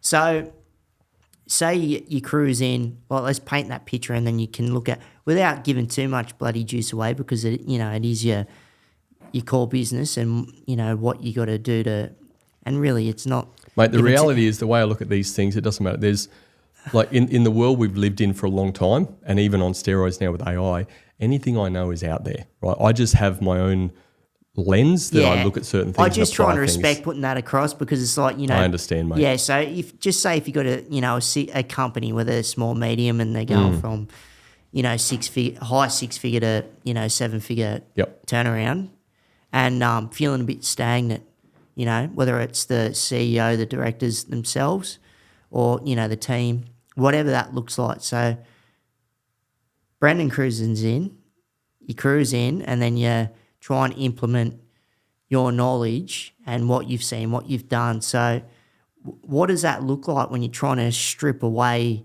Well, you're not trying to strip away their identity, it's just trying to enhance it. But what does it look like? And do you go straight for the head of the snake who's leading it so the rest of the tail follows? Or How does that process all start out? I guess the first thing, just leading to that later point that you say, is that I am almost always talking and working with the business owner. So yes, you go for the head of the snake, you go for the ultimate decision maker and the person who has the most influence over the organisation. Now, I do have a client where that is not the case. It's a bigger corporate type client. I do very little work in that space. It's not an area that I try and attract. If it comes my way, if I've got the bandwidth, then I might take on something. But generally, I am working with the business owner, and depending on the size of the business, we've either been scaling their business to develop some sort of leadership team, which has happened several times, or they already have some form of leadership team in place. Often it's just not very structured or very formal. If you said, are you part of the leadership team? So, don't know, not sure. So it's very informal, let's say. So that's first and foremost. I'm almost always working with business owner or most senior leader in an organisation. From there, it's really, coaching is a world of questions. You need to ask lots of questions. And it's the same thing if you're going into an organisation as a new leader, let's say, even as an employee in an organisation, and you might have had all sorts of experience in the world, but if you come in gung-ho, even if you see things, you don't want to deter people. Absolutely. Yeah. It's almost like you get people's back up straight away and think, well, who the hell do you think you are? You don't even know the history of this place or why we do this. So you've got to be asking questions. You've got to be good at asking questions. Now, some of that in the journey that I may go on with business owners, obviously that journey starts from our first interaction. They probably ask me some questions, whether they've reached out on LinkedIn or I've met them through an event or somebody's referred them to me or whatever. You're always asking a bit more about the business, because what I want to do and the people I want to work with are growth-minded people. Not only growth business, but growth self. Because my thing is grow yourself, grow your business. And this is why I focus on the people side first and foremost, that you're growing yourself. Having a $100,000 business might be great, but to get to a $500,000 business, you need to think a little bit differently, how you value your time. To take that to $1 million business or a multi-million-dollar business, you need to start thinking differently again. So that's all. And you can only do that if you're growing yourself, and that will move to growing business. So asking questions is super, super important. What's happening here? Or tell me a bit more about this scenario, or where are the challenges that you've got at the moment? If you could have a magic wand today, what's the one thing in your business you'd like to solve? So you're just learning through questions and unpacking that, and then from there, then you can go and say, all right, I always, one of the key mentors in my life always said, he always just referred to it as a pain point. It doesn't need to be painful, but what's that thing that is really going to build that level of trust that they have with you, that you can really help solve their problems moving forward. So I'm always seeking. That's important. Absolutely. I'm always seeking that and what that looks like. It doesn't matter if I'm seeing 200 other things that I think we can work on and get some quick wins. What matters is what's important to the person who's bringing you into their organisation, because they know their organisation pretty well. They've taken it to a level. I'm generally not working with people that it's just themselves in the business, mainly because they're just not earning the level of money, and it doesn't make economic sense to bring me in to help them. Assuming they don't, if they do want to invest a little bit, and we've got okay, this next 6 months we're going to take it here, and we can do that. But most people haven't got that mindset at that point. So all of that's sort of evolving. We are getting targeted on what's this problem we're trying to solve, and we start to work on that together. And again, it's not always about me saying you need to do this, you need to do that. That's hardly ever the case. I'm not going to let somebody just fall over on their knees and lose $1 million because they just got to learn. Yeah, that's not the reality. It's not just dictating the space. Absolutely, but it's almost like a risk management process, and you have to let people do certain things and learn from that experience. And sometimes you're surprised. Sometimes it comes off and you didn't think it would. Other times it doesn't quite come off the way. But okay, what have you learned from that experience, Jake? What did it show you? If you had your time again, what would you change? How would you do that a little bit differently so that you think you got a better chance of success next time? And that's such a powerful learning moment. There's actually psychology. I don't don't ask me. I don't know the study or whatever, but Mark, I think, or maybe it was Mark, but I listened to a podcast called Nudge, still pretty religiously, and a guy's been on the cultural leadership. Phil, is that Phil Agnew? I think his name is. Definitely Phil. He runs this Nudge podcast, which is all around behavioural science. So just some of the tidbits I get from that, and what you can learn around all of those things. Behaviour is huge. Look, it's massive. Anyway, it's another story. But I guess in this whole journey of learning to ask powerful questions, that psychology piece that I just referred to, that when people make a mistake in their learning, their X percentage more higher of retention is greater than just trying to get them to do the right thing first time. So think of learning. If somebody asks you a question and you don't know the answer, and the person just gave you the answer, you're less likely of remembering that later on, unless you can actually try to give an answer. Then the research says, or the psychology says, you will remember the right answer. You're more likely to remember the right answer next time.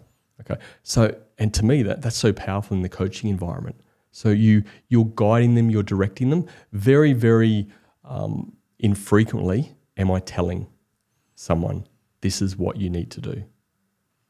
So you're sort of giving them the laneway. Absolutely. Not telling them, you're sort of building the barriers, the laneway on either side of them, but you're letting them sort of walk their own path and sort of dictate that in a way, and it's not just dragging them down. But how's the important element? If I'm let's say I'm working with you, even if there's something that I just need to tell you, or this is the path you need to go on based on this. I would say, Jake, if I'm in your role, this is what I would do. Yeah, you're paying that. So I'm picture. not telling you, but I'm saying, if I'm in your shoes, knowing what I know, this is what I would do.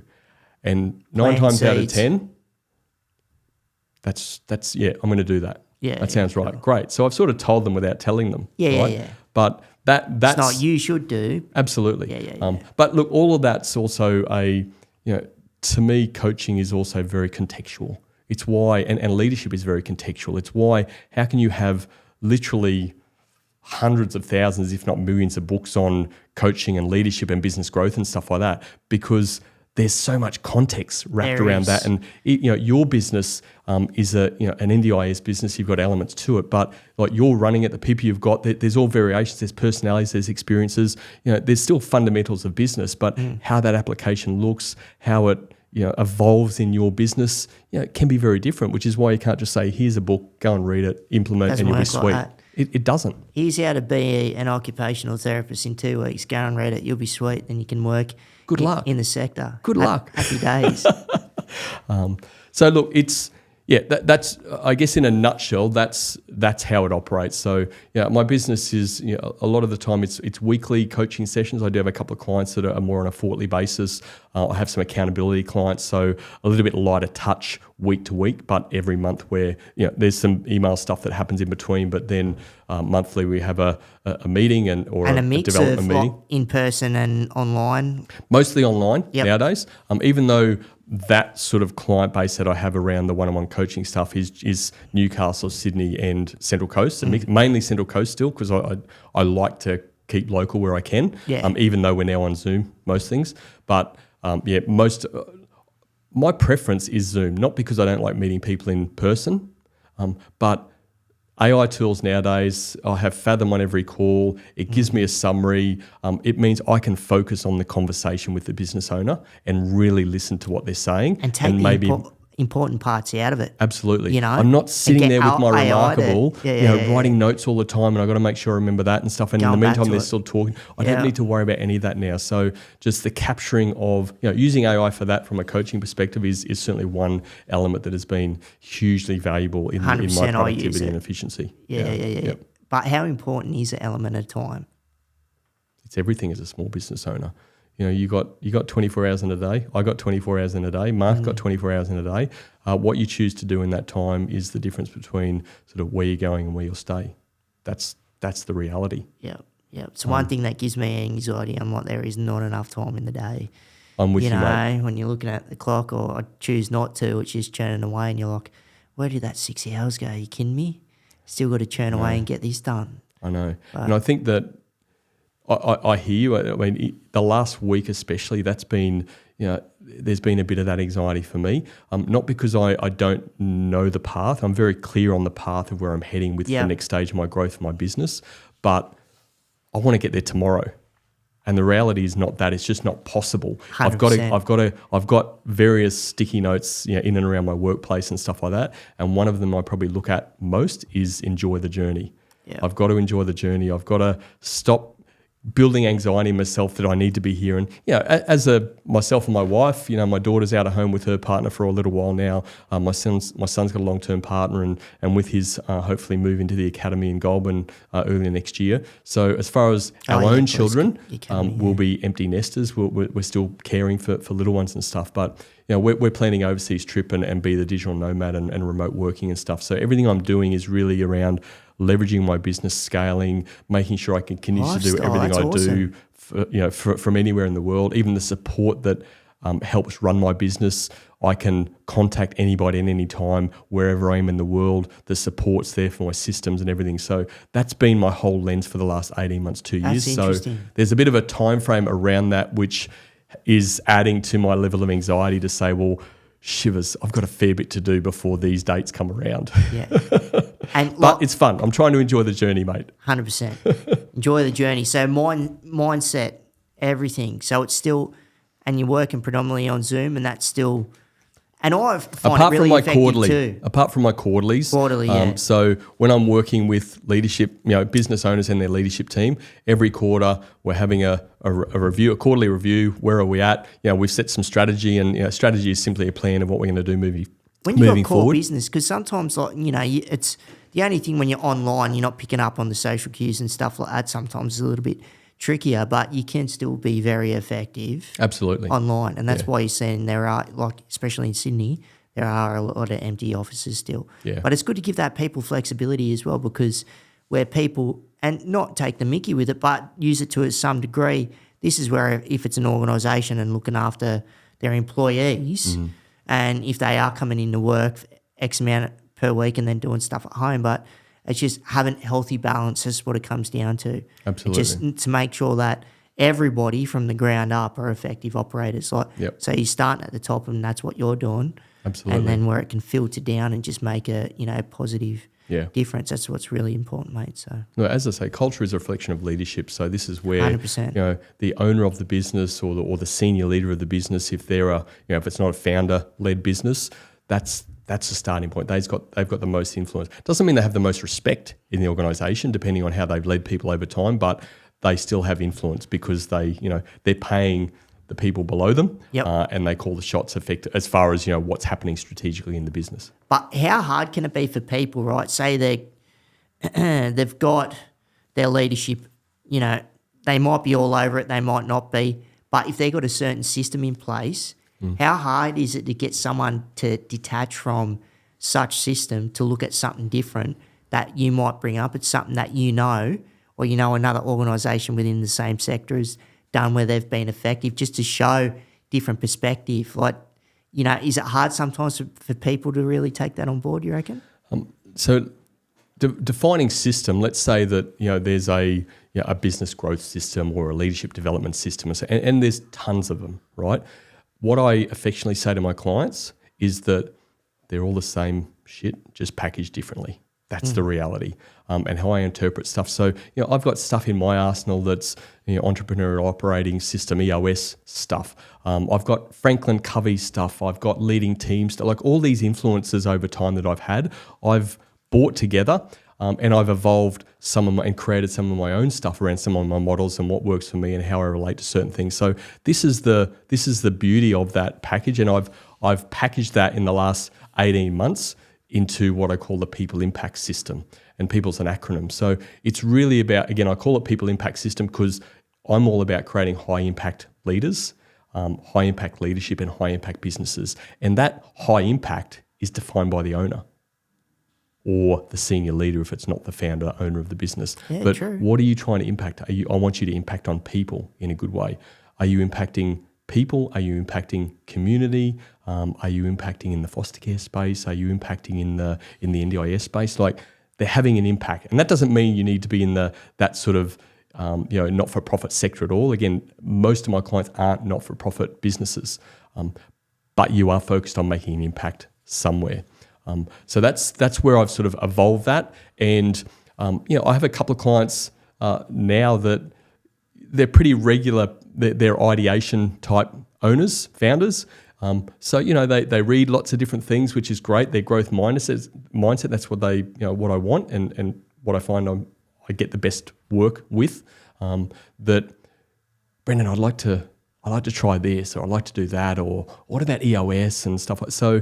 And I look at that as my own sort of failing to some extent, in that I'm not I don't go to people and say, hey, here's my people impact system and you need to do this or that, or whatever. Like, I'm customizing the journey for them. But what they realize, and what I have to continue to get better at, particularly with my digital product side, is that all this stuff fits in the people impact system. And it's not yes, you can treat it as a linear process through the PEO/PLE, but depending on where we're at, we might need to take this bit. And we spend some time on that, or we take this bit and we spend, what are you trying to achieve, and what's this? Your focus is on culture, so it's where the differences are. Well, yes, my focus is in culture, but what I like to sort of say more is it's really people-powered business growth. So people drive business. People drive process. People drive profit. People drive everything. If you've got the people, the growth will happen. If you don't have the people, you'll probably stagnate. You'll probably get frustrated in your business. You probably think, God, I don't need this crap in my life. All those sort of things that people can be super frustrating for. But I'm also a massive, and Mark would have heard me say this 1,000 times, I'm a very strong believer that people don't wake up in the morning and say, I can't wait to do a bad job today.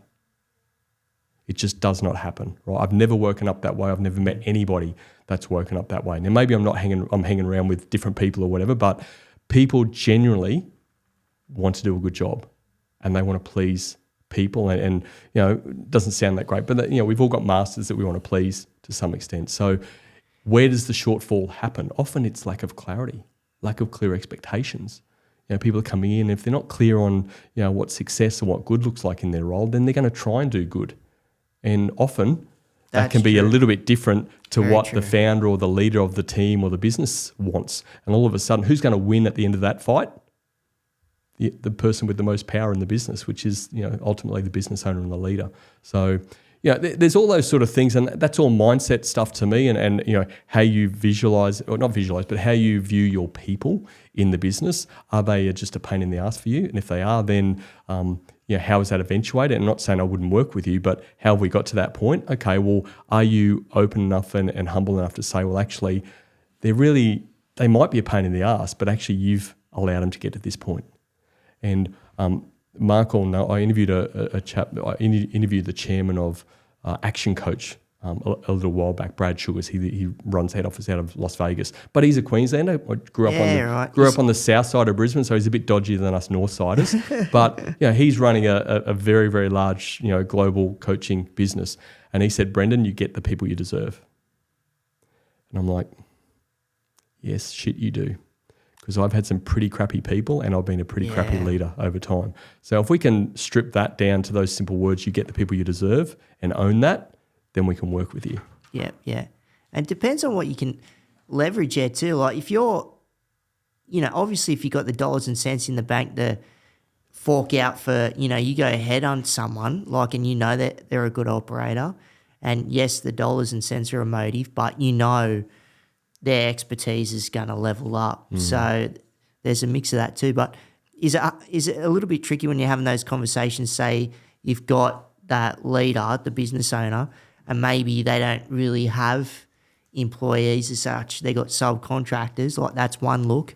Or what might be trickier again, it's like, well, I don't really have workers as such, but, it's using this behavioural science because I've got a digital asset and it's mainly the customers that I've got to think of. So It's thinking like how they're going to interact with products, and because this is a reflection of me, this is what I've built. So I've got to sort of think what they're thinking to make sure that, I know that's totally different going compared to, say an organisation that's got 50 to 100 people or more compared to if it's, because you're seeing that more these days too, where it's someone that starts something and it might be that digital asset and they might have bloody 4 people running it or 3, and then they've got a whole host of clients that are taking that on. So do you talk about like where the client's mindset might be and just how it's a reflection of you, just so people can sort of look inside themselves? So are you saying more looking through the lens from the client? Yeah, exactly. And when you say client, what do you mean? So the outside customer? Outside customer might be the customer of your business.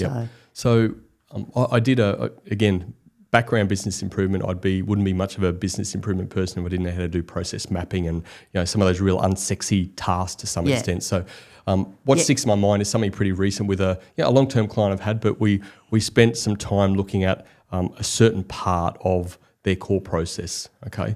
And what we did there was look through the lens from the customer's perspective and how do we minimize rework. This is what I'm after, yeah.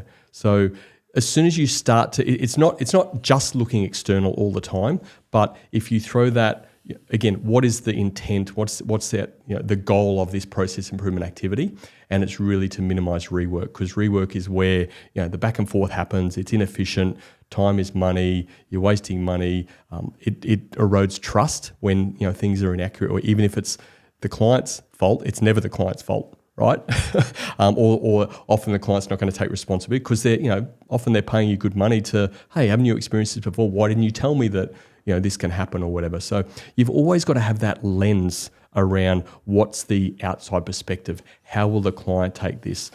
Customer service is one of those, or customer excellence, let's say. Customer service is one of those key pillars of business that you either need to be really good at or you need to be great at.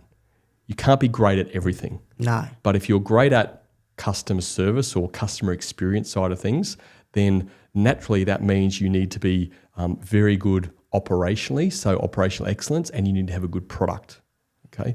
But you're just focusing on being absolutely fantastic at customer service, and then those other things will be driven by that lens. Or it might be that you are a product business and you want to have the best product out there. And Apple is probably the best example here.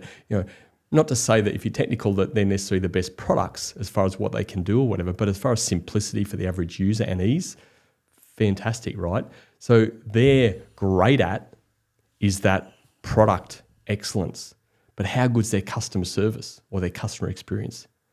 How good's their operational excellence to drive that product? It's second to none. So you could sort of argue that as a business, they're probably great at all three, but their focus is how do we produce bloody awesome, great products. Yeah. Right. So that's a sort of, you want to look at those pillars consistently. And if you choose to say, well, I just always want to, customer experience is going to drive my lens to be great, then that's always part of the equation when you're looking at process, business improvement, that sort of stuff. And is there any particular like coaching styles that you've drawn upon like over the years? Because there's millions of look, when it's got to do with leadership styles, you talked about one bloke there, Brad Sugars, and other individuals out there. So, and I know there's certain names for some, but is it more along the way of what you've learnt and you've just developed it and honed in on it and just keep chipping away at it? Or, you've looked at this and looked at that and gone, it's similar to what I do, but, I can take bits and pieces. And I enjoy like who I listen to, if it's other leaders or other, knowledge brokers or whatever it may be. And I'm like, yep, I can take this and that and this may work, it might not, but let's forge it in fire and just see if it can come to fruition. Yeah, mate. Yeah. Yeah, I think I'm 50 this month, mate, and as I get older, I get still young, bud. Still young, but I get a bit, I wouldn't say cranky, but just nowadays you just seem to see people that, particularly in my industry, which is pretty much an unregulated industry, right? Anyone can be a coach. You can be a coach on anything nowadays. And again, I'm not sort of diminishing that at all, but I've met so many people over the years, not just in coaching, but in industry generally, that they're always after the next ticket, the next certification, because that gives them some level of credibility. And most of them have had next to no experience in the space they're going into. Hence, they feel like they need that ticket to give them that credibility. Credentials mean next to nothing to me. Why? Because I've got a bias. I don't have any IC, International Coaching Federation credentials. I've just lived stuff. Man, lived experience is huge. And it is a bit of a fashionable term nowadays as well, I get that, but just the experience of going through stuff, there's a training model, 70-20-10 model, and what the 70-20-10 stands for is 70% of your learning happens on the job. 100% it does. 20% is coaching, mentoring, and 10% is through formal practice. Most people jump to formal practice, formal training, formal certification and stuff because they believe that's going to give them the elements. To me, it just doesn't work like that. So I'm glad you said it that way. It's almost like cart before the horse in a way. When it comes to practical learning and when it's got to do with what you're trying to deliver, I get where you're coming from. Yep. And look, so I'm not sitting here saying, you know what, somebody needs to go through an accident like yours for you to be compassionate and to run an NDIS service or anything. I'm not saying that either. And I wouldn't wish that on anybody. But in the space I play with anyway, you need to have lived some of this stuff. I've lived out some of that secondhand through my family's experience. Again, my parents have been retired for a long time. They've been grey nomads for a long time, and they've had a fantastic life. And God willing, they continue that for many moons to come. But there's that. Then there's the opportunity through big organisations that I've managed some pretty large budgets over time. Had some pretty decent responsibility there. Ultimately, still wasn't my money, but I always treated other people's money as my money. And that's one of the things that really jacks me off in business today, that people, you just see it so often. And I saw it time and time again in the corporate space where people, I had corporate cards and all that sort of stuff, but, just would you have bought that with your own money? You probably wouldn't have bought that $500 bottle of wine. That to me, that's all. In my space a lot too. I'm sure it happens everywhere, mate. It happens. Look, it's full on. I don't want to come across as some, I'm far from, perfect around any of this sort of stuff. Or, I've had my moments, and I tell people a lot now.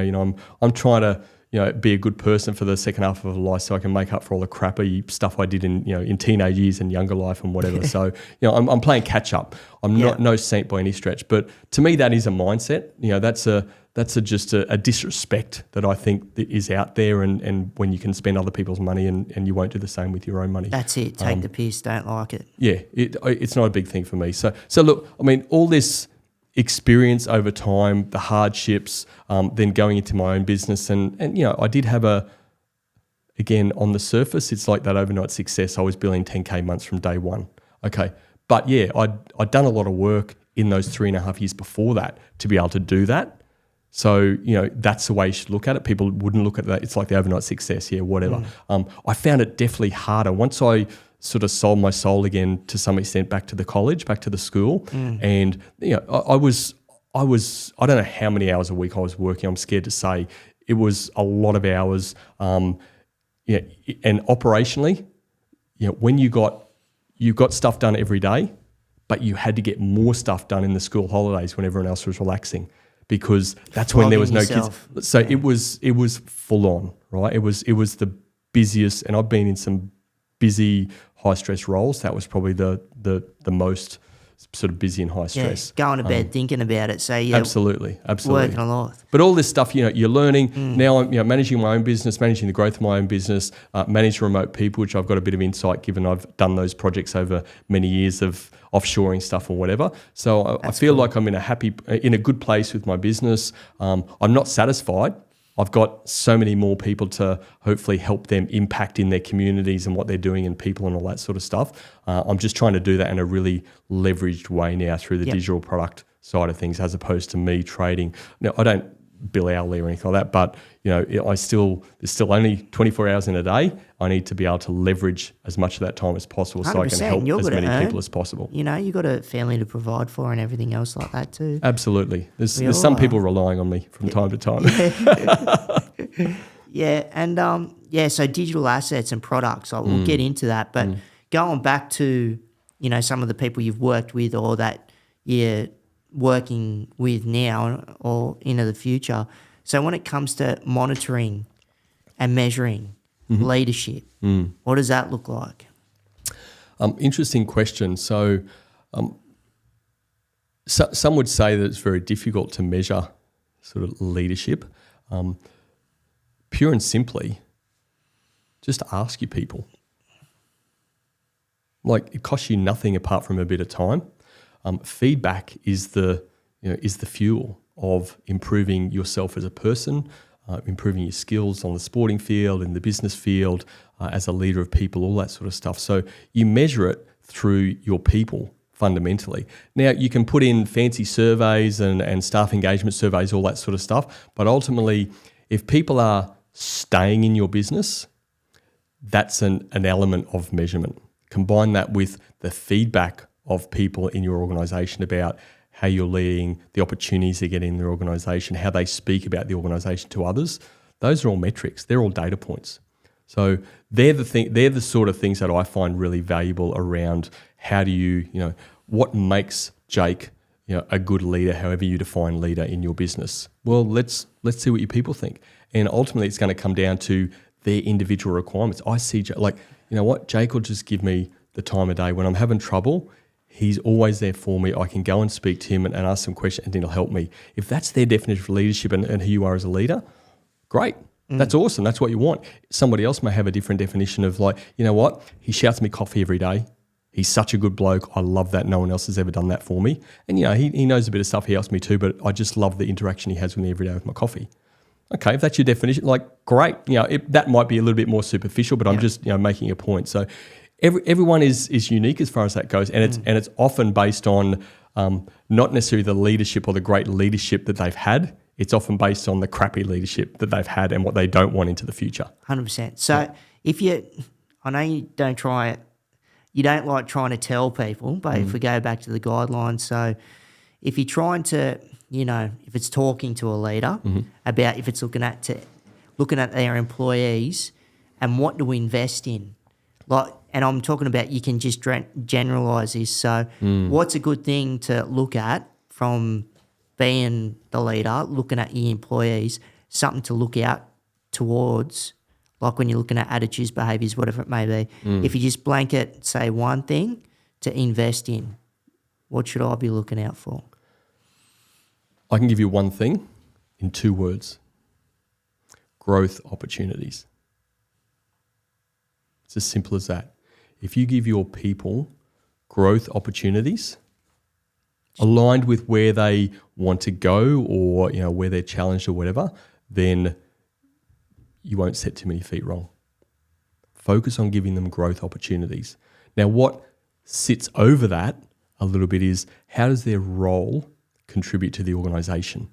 There's got to be that, you call it purpose, call it goal of the role, whatever. I use a few different terms, but ultimately they need to understand how their role is contributing to the good of the organisation and those that they serve, client, customer, whatever you call them. 100%. Having that synergy and just where it goes both ways, it's really important. Absolutely. And in their role, they need to be clear on what success looks like. And that often comes out in, how do we measure success in the role? But if they've got an understanding of where the goal, how the role contributes to the greater good, what success looks like in my role, and how can I see that day to day and measure that day to day, and then the support of growing in that role so I can continue to be good. And I just call it mastery or things I need to be great at in my role to be to achieve my success metrics or whatever. You do those things, you literally will have it covered, because the conversations that come from that as the central point of focus is fantastic. You've got your people's best interests at heart, and having defined KPIs like that, focus and purpose. Absolutely, absolutely. Now again, call it KPIs, call it KRAs, call it, whatever, measure of success, whatever works for your organisation. I don't get hung up on the terminology too much, but ultimately we need to know and measure performance 100%. in organisations. So whatever that looks like in your organisation, and I don't mean a laundry list of 20 KPIs or KRAs or whatever. It's 3 or 4 key things that are outcome focused that helps us define what success is. And then generally, again, if somebody's coming in brand new to your organisation, obviously there's an element of training, support, all that sort of stuff that you need to build up their own competence and level of mastery in their role. But as they get to a point, they're competent enough to start to make their own decisions, guided decisions. Sometimes there's a process of going through that. And you want that autonomy. Exactly. That, and you've picked it up. That autonomy only comes from knowing what success looks like. If you don't know what success looks like, then how do you know you're making the right decisions in order to get there? You don't. It's not possible. No.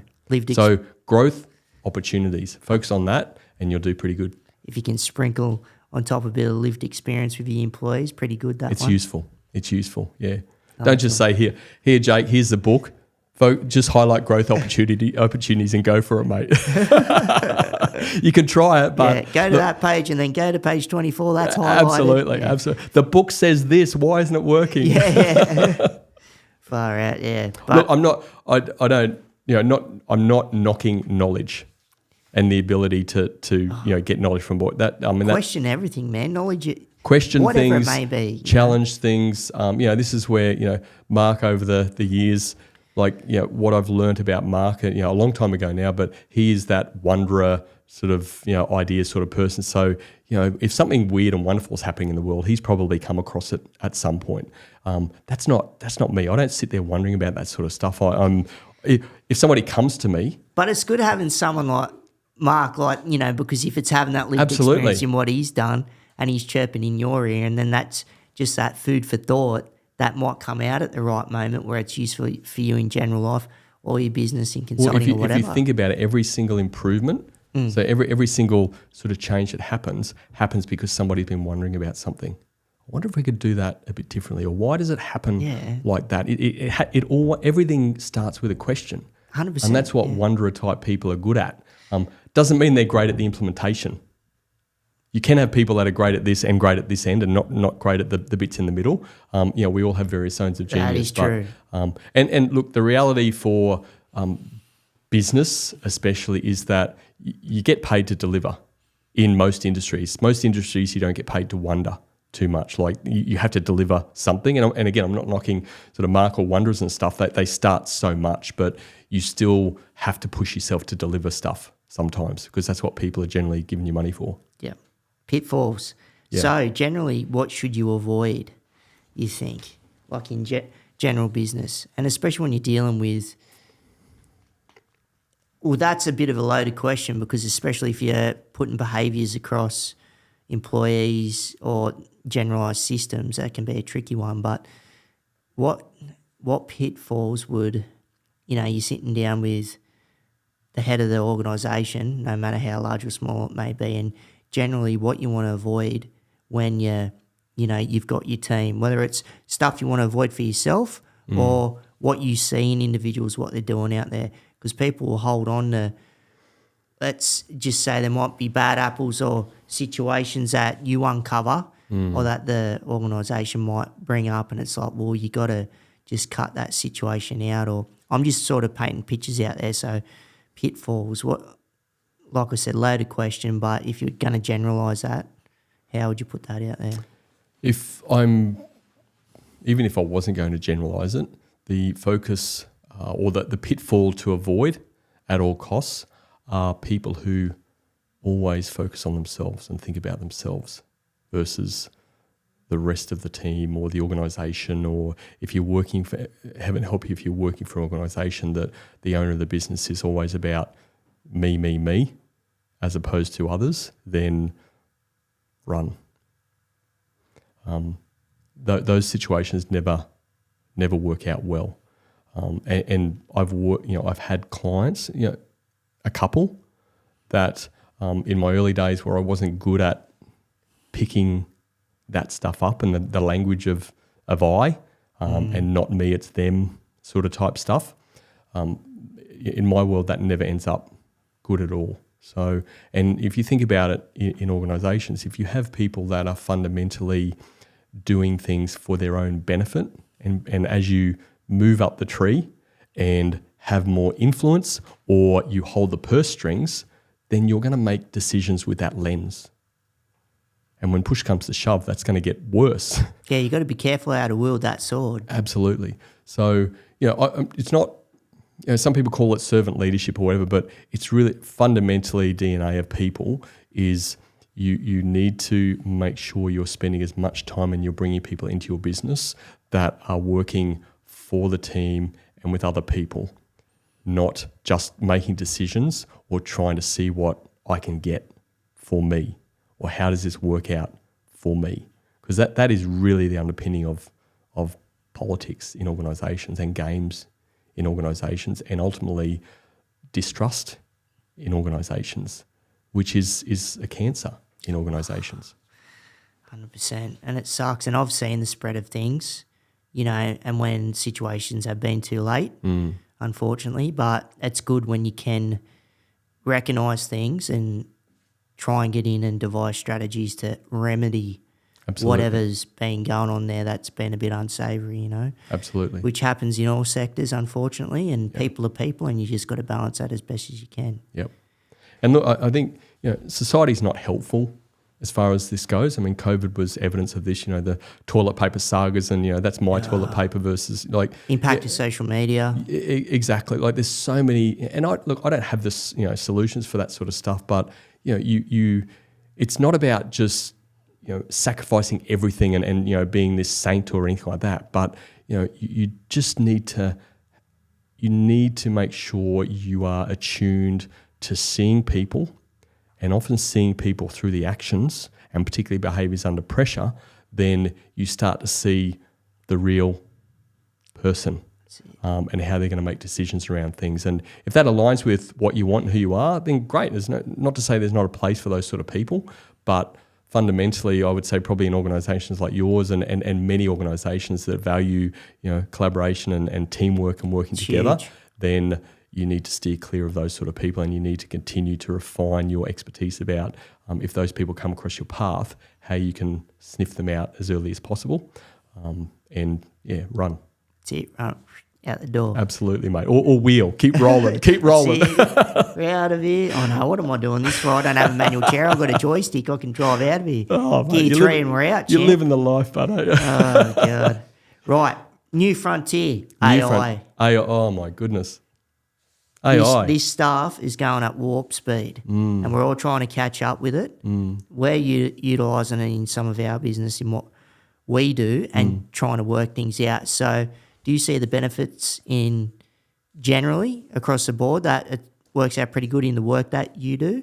And do you implement it within your own systems, or where you're obviously talking to consulting to some of your clients and where, because not every sort of AI system is going to suit every sector. It's going to be different. So are you starting to sort of catch a bit of this AI and trying to keep up with it and bring it in to what study it, and then obviously, well, especially if you're going to be doing this stuff overseas and, trying to be, I shouldn't say more efficient, but when you use an AI, it can speed up processes, or it can overlook, or if it's got to do with quality assurance, all that sort of stuff, because there's mistakes that we make if you're looking at the same thing every day, and if you've got that AI that can throw that into a system, and look, and sometimes it is taking out jobs and whatnot, but sometimes it is necessary to implement certain structures to make sure that that entity or that person can keep persevering in that space to benefit as a whole, So AI, where are you at with it, mate? I'm a massive advocate, first and foremost, not without its dangers and obviously those sorts of things, but it's not the enemy, but saying I've been saying quite a bit is that that old saying of keep your friends close, keep your enemies closer. So true. You have to embrace it. There's no and you know what? Now not embracing it or you're not being deliberate about it, probably everyone is using it in some shape or form. They just don't realise. Like even the algorithms and social media and stuff, that's AI-driven stuff. So they're interacting with AI in some shape or form. It's like people that aren't afraid to change. Well, if they're so afraid to change, why do they change phones every couple of years? They can work it out, right? It's not, but they've got a drive to do that. They're just not, it's the understanding around those sorts of things. Absolutely. So look, I'm all in as far as that goes. I haven't reduced the number of my team that I have, but I do expect more from them. Yeah, output 100%. And it doesn't mean to say I'm trying to, if I'm paying X dollars, that I'm now only going to pay X dollars and I expect more. It's not that at all. But if I am paying, a couple $100 US for certain deliverables, then I'm rightfully expecting some other things from that or some changes based on some AI requirements and how we can do speed to market on some of this content delivery and stuff. I'm always raising the bar as far as that goes, because for me as a small business owner, I want to be able to operate and be at the best space I can be for my clients. That's my job, to be that. So no truer word out of my lips as far as grow yourself, grow your business. I have to be living that every day, and AI is growing me. So how do I use AI? Well, so many different ways. Mark knows, I stay pretty much in the lane of ChatGPT. Not because I think all these other tools are crap. There's a ton you can do though. There are so many. Yeah. But my mindset is that I play with, like they were one. They're probably always going to be up there, if not, number one the whole time. Microsoft, they've got a lot of money and gear behind it. It's there, right? Yeah. But also to try and, again, Mark's in a different space or whatever, but, so there are tools that are really, are more focused on certain industries and they're the ones you want to be playing in, but it's just not possible to keep up with everything. And as small business owners, we've got enough to do. And so I was like, all right, this is my lane. I'm in it. I've built all of my prompts around my use through ChatGPT and that AI tool specifically. But how do I get benefit personally? Well, every coaching call I have, every time I speak to someone on Zoom, I have my Fathom note taker there. I've been using Fathom as an AI note taker for 3 years now. The technology's been around a while. Now, like we said earlier, that summarizes my calls. I grab every single transcript. Now, through myself and one of my VAs, we're going back through the years of transcripts that are there, and I put them into a text file, every single one of them, because that is me. Yeah. That is my information. That is how I answer questions. That is how I operate. That goes into that file. Throw it in a chat. Eventually. So not eventually. I throw that into a chat often, depending on what the prompt I'm looking at. But particularly in the content, we have to be content. In my space, you have to be a content creator. You have to embrace that. So I'm using, in summary, one of the things I'm using ChatGPT for is content creation. That is me. But it's me being able to create that content super quick because I'm using great inputs, which are me. It's not vanilla inputs. That's the important thing. These are the inputs of me, and I'm leveraging all of that data, and I've got a complete 90-page AI avatar, which is around my... I was going to say, gets to know you, Absolutely. Yeah. Every prompt I do, I use my AI avatar. So this is outside of the transcript stuff. I've got an AI avatar which has my hero story there, which I go through a process to record and transcript and all that sort of stuff. It's done all of my market research around, even the influence is my space, the direct competitors, the indirect competitors, the pain points of my client base. And look, quite a bit of this stuff I knew, but deep research AI is pulling this stuff from the international landscape. That's and nuts. My client base, as far as my one-on-one client base, is, like I said, Newcastle, Sydney, Central Coast based. Yeah, I've got sort of a couple up north, but generally it's very Australia-centric, right? So now I've got all this information at my fingertips, which helps me continue to devise my products and thoughts around my products, thoughts around my content. If I'm operating on, these are the top 10, 15 pain points that my market has, then I'm spitting out content around those pain points and starting to connect a journey. Well, this is the problem that you have, and you keep flooding some of this content through that process, and then building a bridge basically from problem to a potential solution and what that could look like. So I'm being very, very strategic around what I'm using AI for. You do have to be very, very disciplined, which I'm not all the time, that it can take you into rabbit holes because it suggests stuff to you about this. You think, oh yeah, that'd be cool. Oh, what does this look? And all of a sudden you're sort of off this track and like, oh shivers, how did I get here? It's so easy to do that. But that's even another thing with my coaching calls is, again, not every coaching call I'm doing this, but because I'm putting it into the master file, so I'm asking it for patterns around my coaching. That's so good. Patterns around the problems, again, with my client base in this industry specifically, and how I can start to tailor specifically. Seeing the shortfalls or the gains. All of this analysis that it gives, and because my avatar has my hero story, I went right back to my early days in Brizzy and my journey, some of the stuff we shared on this podcast. So I've given all that, and I've recorded it and transcripted it, and AI sort of formulated. So it knows so much about me as far as my human, how I think, some of my values, and some of the successes around caring for kids, and how I met Tracy, and all this sort of stuff. They know I'm not scared of that, because the reality is, companies know this stuff about you in some shape or form anyway. So I think you're naive to think if they don't. Yep. So I'm using it for so many different things. I've got probably definitely 50 plus prompts that I've developed that help me with my business every single day. That's cool. Whether that be podcast guest preparation and research. Yep. So all that stuff I used to do very manually.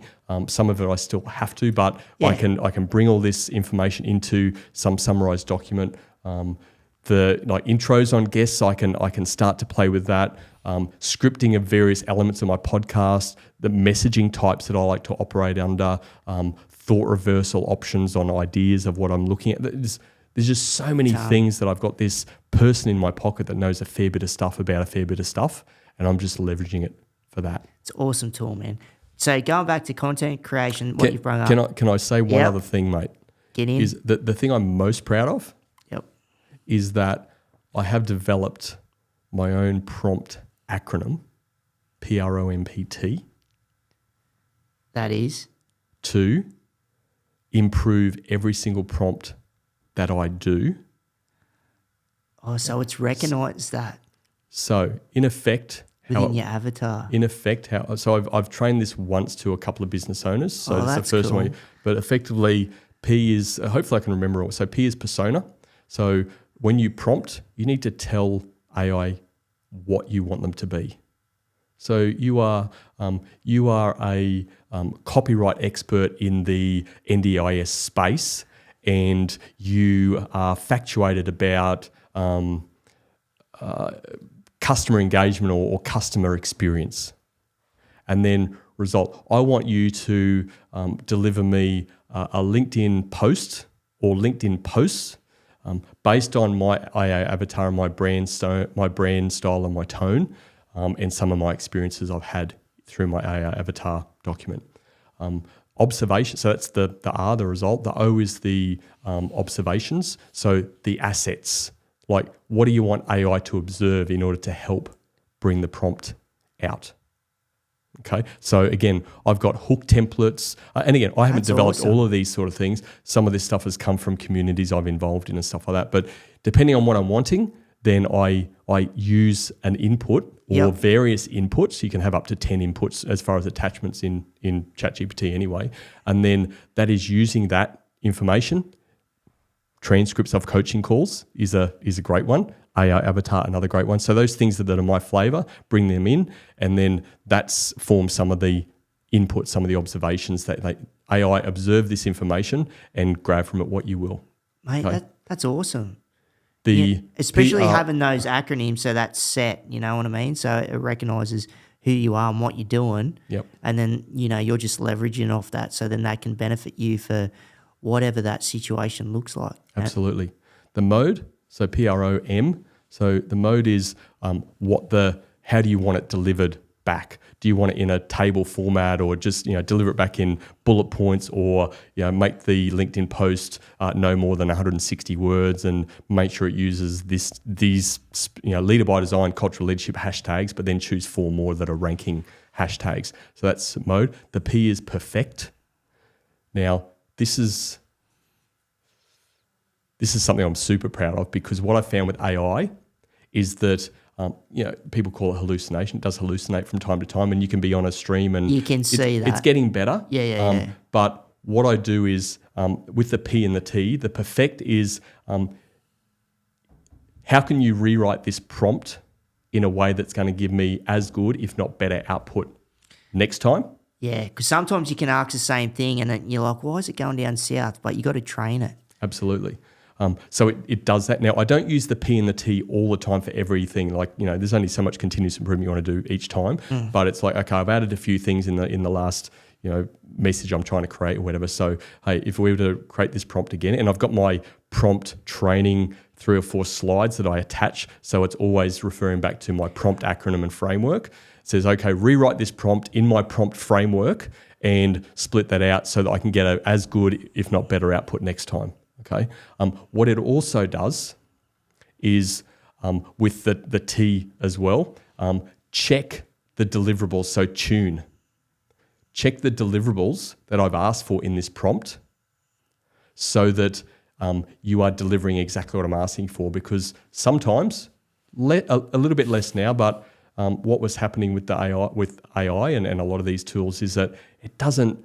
You might have asked it a certain way, but it's interpreted maybe differently. But it's that T goes it and it checks itself against what you've asked it for. So it doesn't deliver anything until it rechecks. So it's sort of a QA on the output before the output comes to you. And I found that alone, that additional, has improved the prompting accuracy to almost 100%. Yeah, right. Because it's like it's rechecking itself each and every time. Like you said, that quality and assurance it delivers what you asked for. And I use most of the time I'm using Model 03, which is the one of the newer. I think there is a limitation on the number. I'm still on a paid, but there is a limitation on the number of prompts with it that you can see the thinking happening. So it's really interesting. I love sort of reading that as it's sort of thinking, and the user, Brendan wants me to do this, and I'm checking that, and whatever. It just, you can, it's like you're literally watching inside the mind of AI as it's processing this stuff. It's crazy. So my prompt framework, I love it. All of my prompts are built on the prompt framework now, and it's. Yeah, mate. We could talk about that for hours from my perspective. It's 100%. It's scarily good what it can do for small business owners. Yeah, ChatGPT, that's the benchmark. Like we utilise here, we've got like Copilot, just because we've got Microsoft-based systems, so where it's all in it already. Yep. Which is, and don't use it enough, but we're starting to pick up on it. But yeah, going back to chat, that's still the benchmark. And like I've got other things too, like where it's using those prompts, not as extensive as you, but that's awesome to know, just making sure that you're building that avatar, you're getting it to know you. So then, like you said, you've built that up to the QA, getting up to that 100%. Yeah. So that's insane. And this is, this is not just something that's happening in a week. No. Like that's the evolution of me mucking around with stuff, learning from different people. How does this apply to my business? Again, I'm very business improvement focused, what I do and how I operate my business and my background. So I'm always like, how does this work? What can I do here? How does this, how can I create more efficiencies in my business? So effectively, without my buddy AI next to me, then I wouldn't be able to produce specifically the content and the marketing side of my business that I can. And then I still pop that up to my social media person. They're sort of doing the scheduling and all that sort of stuff. But it's allowed me more time and better quality of content that is still my content. Yes. Even though I'm using AI to put that on steroids. It's nuts. Content, right. It's big. YouTube, audio podcasts, culture of leadership, your podcast. How's that been going? And like, how's it just been for you, the journey of that? And like, how important is it? Because look, I love doing this stuff. I like having this yarn with you now, and just and just the things that I'm learning, and just having a general conversation with you. But like, what you get out of it, and just for you personally and just what you learn, but also how important is it for other business, whether it's an individual or a business to take on a podcast, like to start one. Look, it's a big undertaking, first and foremost. Is. That's what people need to understand. And I don't know what the figures are, but you hear so often about most podcasts don't get past sort of 15, 20 episodes or something like that. Because I guess from the, it is quite an undertaking.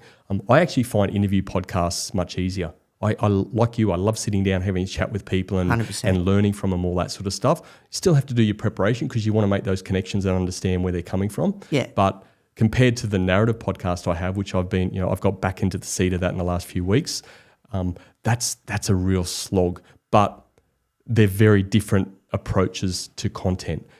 When your cultural leadership's been in place since March 2020, as far as releasing, we had a bit of a joke, or I told you the story before we even started recording, and my audio quality was crap. I said, Mark, I trust his judgment. Have a listen to this. He's an expert in that field, and he said, yeah, it's pretty crap. You need to re-record.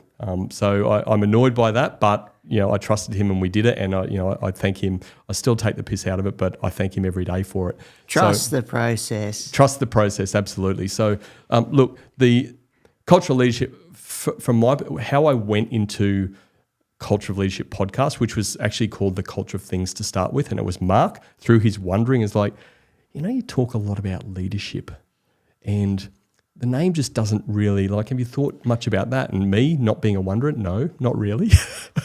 So he was the one that through his wondering and hey, what about this? And then sort of came to cultural leadership. Anyway, interviewing people was all around growing my network. Selfishly, first and foremost, how can I meet lots of great people, learn from great people, but also give them a platform to share their stuff, and that therefore put me as a level of authority, a level of credibility. I could speak with lots of different people around lots of different things, all with a sort of leadership, business growth context. So that fundamentally drives what I do with cultural leadership. Strangely enough, we've interviewed We've released 144. I recorded episode 145 just yesterday. And nice. I interviewed a lady called Susan Toft, who's the founder of the Laundry Lady business. Right, yep. Now, they do laundry. They have independent contractors around Australia, gone into New Zealand now, launching in Canada in November this year. It's awesome. Mark will love them launching in Canada because he's a weird Canadian. So she's built this business, and what I realised coming into that conversation, during the conversation and after that conversation, this is episode 145 over 5 years, was that shivers. I just love talking to business owners who are doing real business owner stuff. Yeah. And chipping away. She started from ground zero herself in her laundry. She doesn't love laundry, but she saw a need and a pain point, and she was a single parent, and she had, she's pretty solid background in Austrade and stuff like that. So she's got some credentials behind her, but she saw a need, and this is what she's growing now. And that was just awesome. I get shivers just even it was just the quality of the conversation and the realness of the conversation. And what I'm getting to is that enjoy the journey. The journey it's not that I haven't interviewed people like that who are real business owners like yourself, so I haven't not done that. But for whatever reason, like yesterday and leading into yesterday, just struck this chord as you know what? I've got, even through the digital journey I'm on, I've had to get even greater clarity around my business as a whole and all of the elements of my business. And what do I do from yesterday forward? I only interview and will only interview real business owners who have either scaled or they're continuing to scale. And that has led to leading people, whether through independent contractors or direct employees or contractors or whatever. But that's where the heart of what I do is. That's what I'm passionate about. But that's 145 episodes to get to that point for me to have that realization. How does that fit in with the other? Well, my other podcast, the narrative podcast, is about why your business isn't growing and how to fix it. And that's my opportunity to try and share some of the learnings, some of the experiences, some of the content I have that's cool helps too. people to do that. Yeah. But that's still all around focusing on how do I help growth-minded business owners or senior leaders in the SME space to maximize their team and maximize their business so they can have impact. And that's like, I keep stressing, freaking 145 episodes I had to get, how slow of a learner I am to get to that point. But now, after that, I just feel like, you know what? This has given me a new lease on life on cultural leadership and where I want to go.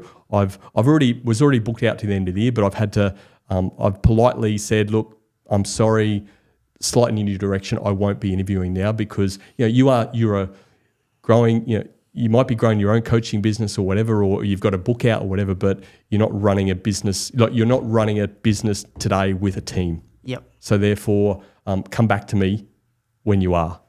Okay. Now I say to my wife, and I joke like, I'm sick of getting all these podcast agencies are fantastic. They take a lot of stress off you with guests and stuff. And there's the odd gem that comes through in that fits that narrative. Yeah, but most of them are people that, again, I don't want to come across knocking, but the reality is they're people like me. I've got not a director, I've got an external team, contractors around the place, but they haven't really run a business.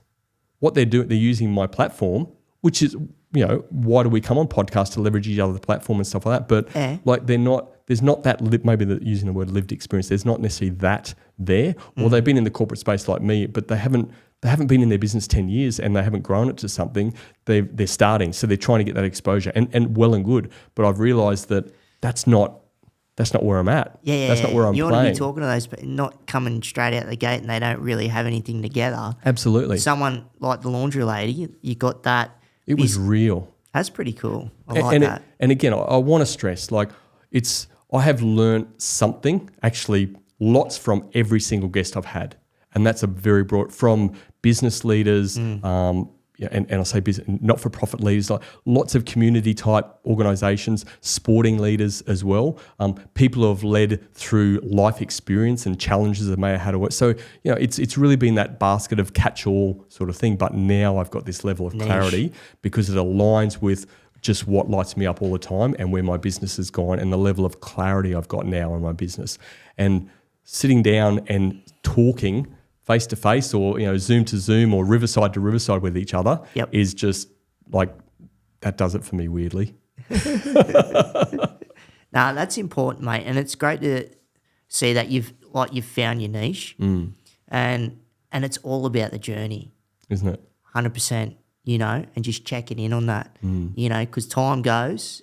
You see, we're nearly in bloody August now. I know, mate. And then you're looking at January and then that just went 6 months ago and you're like, right. But then it's looking at back then what had happened, whether it was good, bad, or ugly, the awesome podcast or whatever that you've done or people that you've worked with and where things are at now. And then it's looking at that continuous self-improvement and, and where that reflects back on, if it's home life, if it's your personal stuff and trying to build that up or balance that and build that up too, because that's always on a continuous path of growth, Yep. And, man, it's super important. And I'm always, on the search for all things, like whether it's got to do with growth trajectory, business or personal life and how I just address myself. Like I need to check in and have that little inner dialogue sometimes and catch yourself and go, shit, hey, what are you doing? Like take a backward step, or I should say backwards wheel and just think about it for a minute, because like we were saying off camera, like I don't pretend to be the oracle of all truths when it's got to do with the sector that I'm in. Yeah, I know a lot and I'm fortunate to be around a lot of people that are knowledge brokers and do know a lot in regards to disability or health and just the entanglements of both and the public and private sectors and the NFP, like not-for-profit and all of that stuff. And going back to acronyms, just so the listeners and viewers know what's up, when you said SME. Small, medium enterprise. Yeah, beauty. Right. And that's awesome, man. Like, because you're seeing a lot of entrepreneurs coming up, because especially post-COVID too, because people it's almost like that forced institutionalisation in a way where, because that's, when you look at people that are incarcerated, because I've got, people that we deal with that are locked up, male and female, and it's not easy. But then when I talk to people that have gone through COVID and had a hard time, I'm like, well, think about you're within your own home and you could do what you want and still get outside and get some sun and at whatever hour of the day. And there are individuals that should be locked up for whatever reason, but it's given that aspect of, maybe how we should treat people that are locked up. It's more, to me, it should be more rehabilitate instead of incarcerate. There should be different systems put in place. But that's a whole nother bloody podcast within itself, mate. But that's important to me. But it does give people a bit of a feel of, what it is to be put in your spot and you got to stay there. You don't come out. Victoria felt it the worst here in Australia and you could see the uprise down there, so. I mean, I hear you that it's a really hard, I think it's just such a hard thing that, isn't it? I do some work in the drug and alcohol space, particularly on the coast here, and again, through the fostering side, weirdly there's been some people at the drug and alcohol, or a person in particular at the drug and alcohol rehab that I have been doing some work with for a long time, who was the parent of a child who we were carer for. Yeah. Now, that wasn't at the time, that was after the fact, but I'm sort of seeing various sides of these equations and where it's at and whatever. And there is definitely a solid argument that there's not support for prevention around lots of things, particularly as far as let's say criminal activity and fostering and those sorts of things. So it's always after the fact, and there's consequences when a child's taken away. And look, there's appropriate measures that need to be done and make sure people are in out of harm's way and children or the community's protected and stuff like that. But I also know people that have come out of the criminal justice system, let's say, and they spent a lot of time in there through not always just really serious crime, but lots and lots of crime over time. So they keep getting added. Exactly. Yeah. But they pretty much get released and there's nothing. They might be on probation, but it's a bit of a probation check. There's no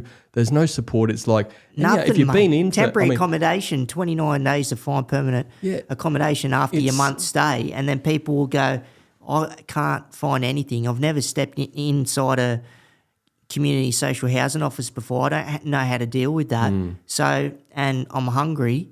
Like me support pension or me Centrelink hasn't come through yet. I can't afford food. I don't have any family structure. So I'm just going to go muck up, get locked up again, get 3 square meals, and I'm sorted inside. Just easy. I know that system. Yeah. I'll go back. Exactly. It's sometimes the safe place for them, right? 100%. So what can I do that's going to put me back there without sort of too much pain in my life where whatever. So look, it's a challenge, all these sort of things. There does need to be more support. And going back to some of the words I'm always using with my clients, and I've used it a number of times on this episode, is that how do we set people up for success? What does success look like? Well, okay, success might be for this person is ultimately success is they don't want to end up back here. Okay, great. But what does the micro success look like? Well, how do we support your journey into and getting some safe housing accommodation, not just back into that space because you can get a house,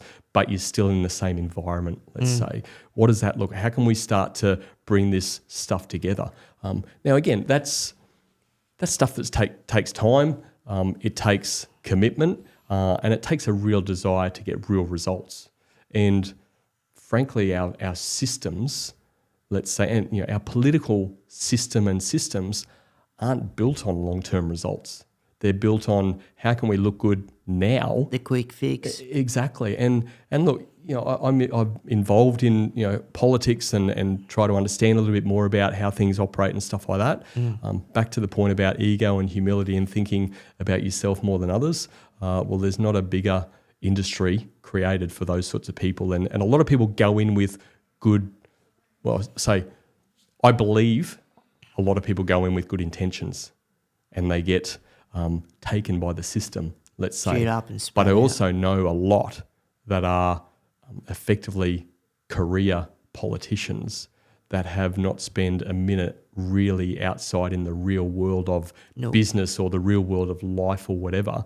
And these people are making decisions, or they're being advised of decisions, but they don't have the experience to challenge what is being shared with them. And this is That drives me nuts. I can't sit here and say, you know what, I've got the solutions to this. I don't know, but I guess the reality is, like anything, you pay peanuts, you get monkeys.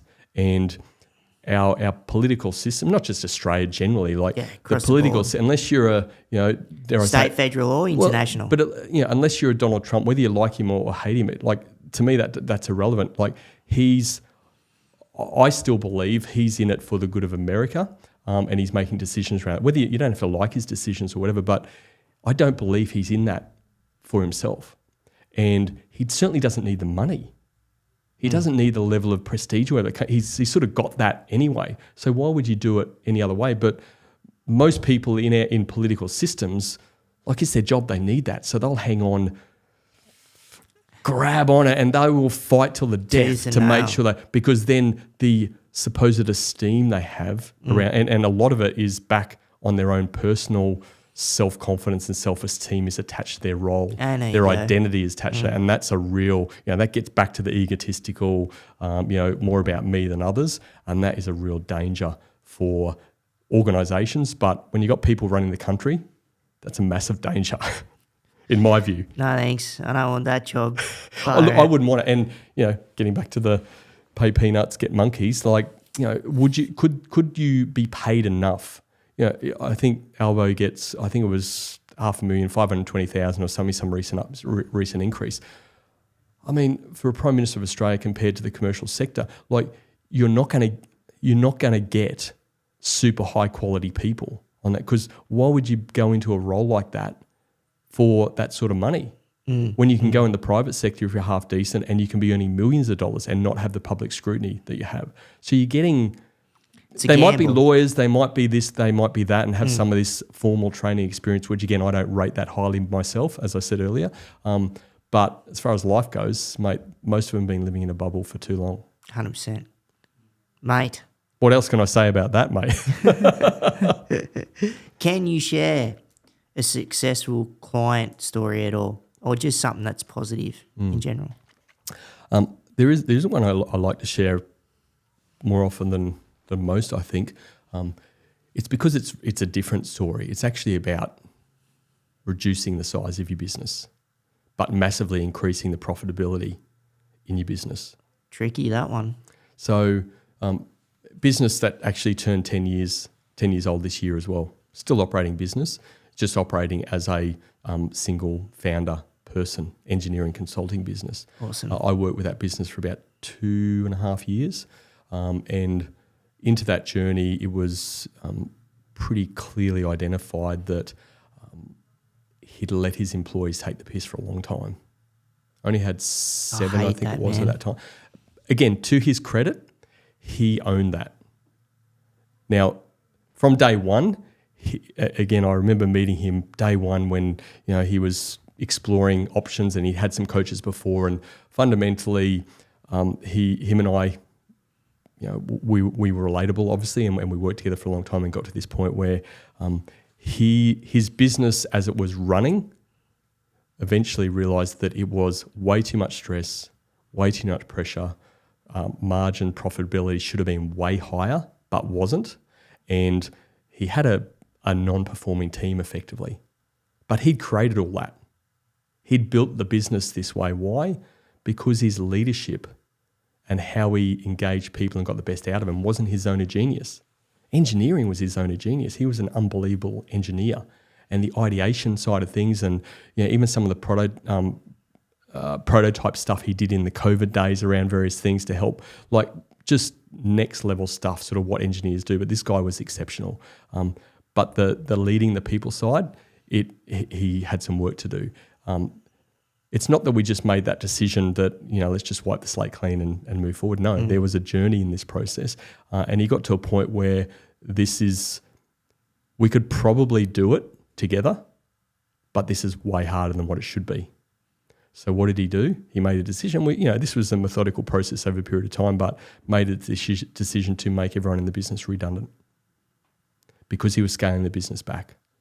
Now, some of that was performance related, some of that was mental health related for him. He's got a youngish family and he wasn't spending quality time with family, and his two boys had some anxiety and a few things there. So and his wife was sort of running her own small business, and just the impacts then on family life. So he was a real hustler, hands-on hustler, build a good business, still earn good money, but the pressure and the stress attached to that was just overbearing.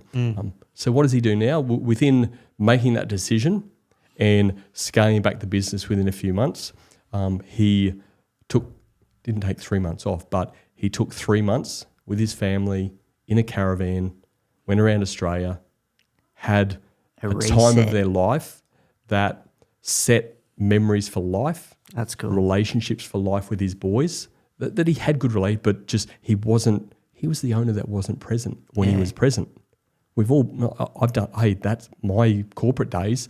I bought a laptop in the early days of laptops so that I could do work whilst I was bathing my daughter. Hustle culture, man. That still eats me up today.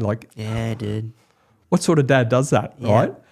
Again, making up for my sins in earlier life. Yeah. But that's the stuff that I get choked up about, because that's real stuff, and that's impact. That's impact on family, and what he's now doing with his family, and how he's got a better life, how he owns his time, he controls his time, and his profitability in his business. He's been able to scale so much back. Owning time's huge, man. Absolutely, and that sort of work that he can do. And what does he do when he needs to, depending on what projects he pick and chooses to go on, because he's got great relationships in the government sector. So he can pretty much take on whatever project he wants to do. He's also expert witness in various cases that he needs to be, and people come to him for expert witness jobs. So he can pick and choose what he wants to do based on where he's at or what his lifestyle's at. His overheads are next to nothing because he's back home. He's still a guy that has a few toys and stuff. So but still got to have fun. Yeah. That to me is success. It's not, I grew that business from, that was a $2.5 million business. He scaled back the growth of the revenue on that, but the profitability of that revenue is massive. Good on him. And the impact on the family that he's got and the lifestyle that he's leading now is massive. So he can still grow that business, and he still says to me, there's still a little bit of drive that I might want to take on some more people. But what he just does now is pick a job. If he needs somebody else to come in, a contractor or whatever, because of the type of role or the type of tender that it is, then he brings them in, does a job, goes off, and he's on again. So, that to me is ultimate success. Sure, I can give you some stories about, a $10 million business going, doubling in 5 years, various project-related businesses going from, 15 mil to 25 mil.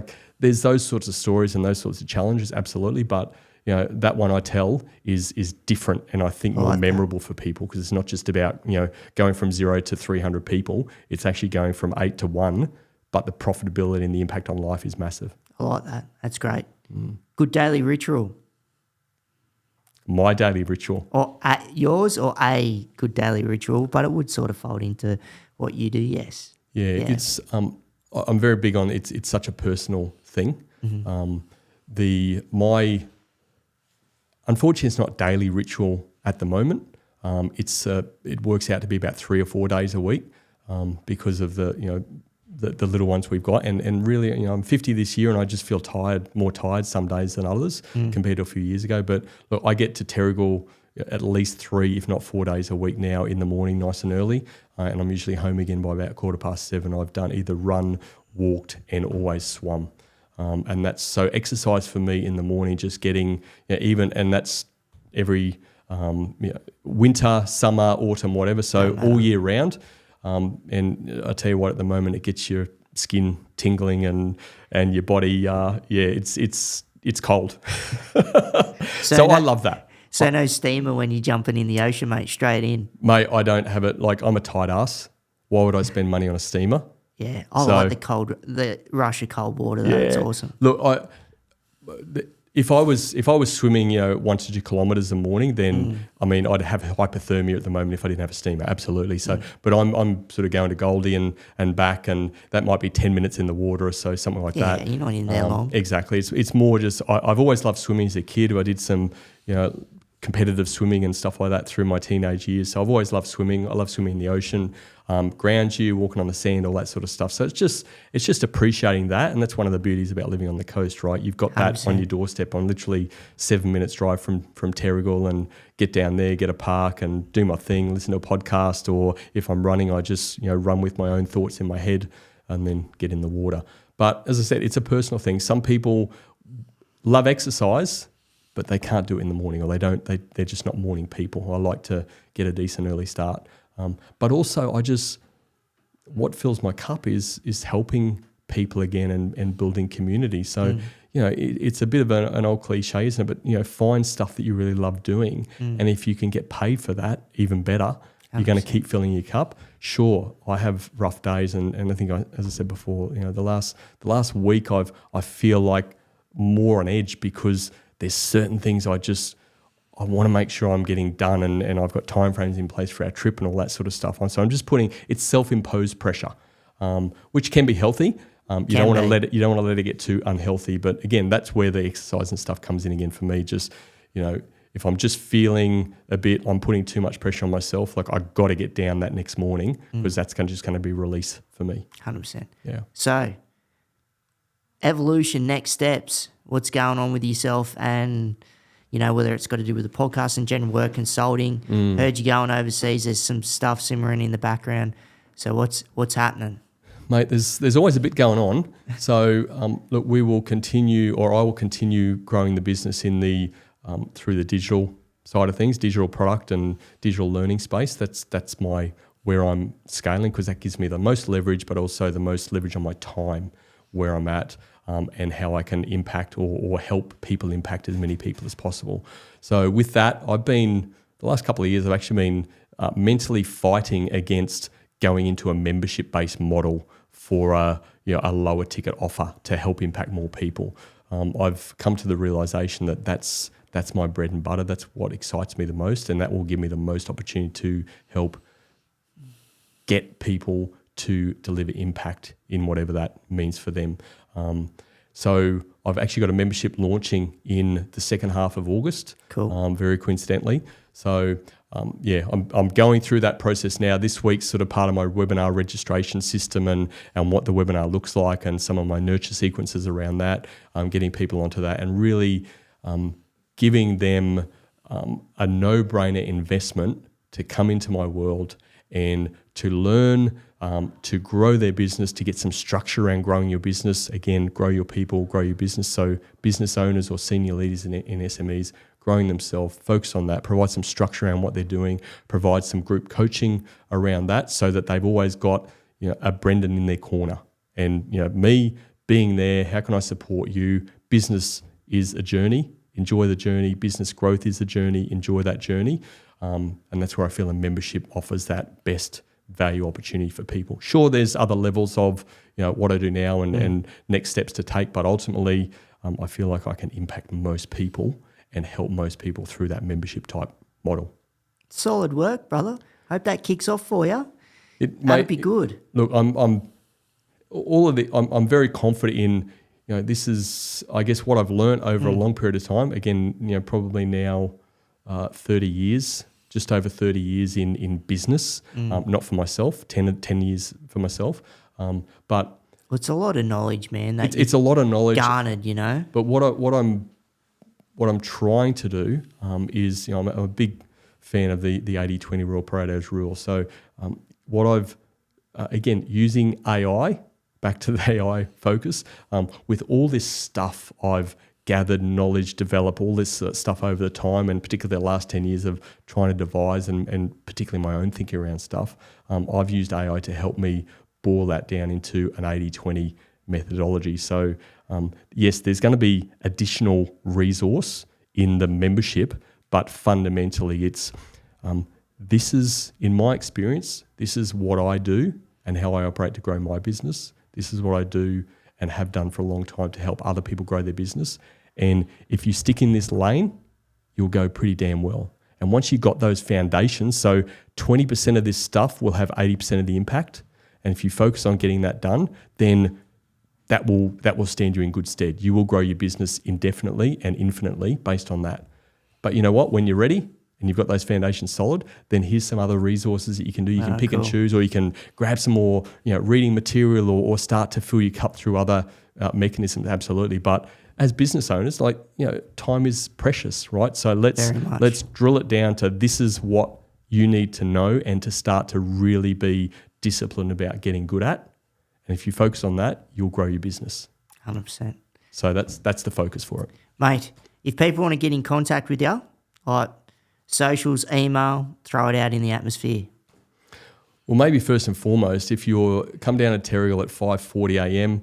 On various mornings, and I can meet you there, and we'll go for a walk together, or we'll have a run together, and we'll swim together. Up to you. Or the ocean winter, come at me. Absolutely. Look, if that doesn't interest you, and you're not local, obviously, then look, LinkedIn's a really easy platform for most business people to get hold of me, or anyone that wants to reach out. So I'm pretty active on LinkedIn. Just look up Brendan Rogers, or you can go to my website leaderbydesign.au, and there's a little chat thing in the corner. It's not an AI chat, but it's a little chat that you can put in your details and reach out and say good day, and happy to connect with people and offer some value where I can. Awesome, brother. Appreciate your time. Mate, it's been an absolute privilege sitting down and having a chat with you. Thank you. You've really extracted some information from me. This is what's great about podcasting as well, isn't it? There's just, you're thinking, you're asking questions a certain way. It makes you think a bit differently about some stuff and how 100%. You present it and stuff. So, mate, thanks for the opportunity, buddy. Easy, mate. Talk soon. Pleasure. See you, folks. Solid yarn. Could have kept going, but it was great to see his experience, what he's gone through, and how he's been able to ball that up, all that knowledge, and pass that on to others to be effective as individuals or businesses. Solid yarn. Look forward to the next one, my friend. And if you like the podcast, hit that subscribe or follow button. And we've also got a Patreon page. The link is within the description. So if you want to roll with the squad and become a patron, that'd be great. And if you want to get in contact with me, you can get me via Instagram at streetrollandcheetah, or email one word, streetrollandcheetah@gmail.com. We've also got a Facebook page, Keep Rolling with Jake Briggs. I'm on LinkedIn, Jake Briggs, so check it out.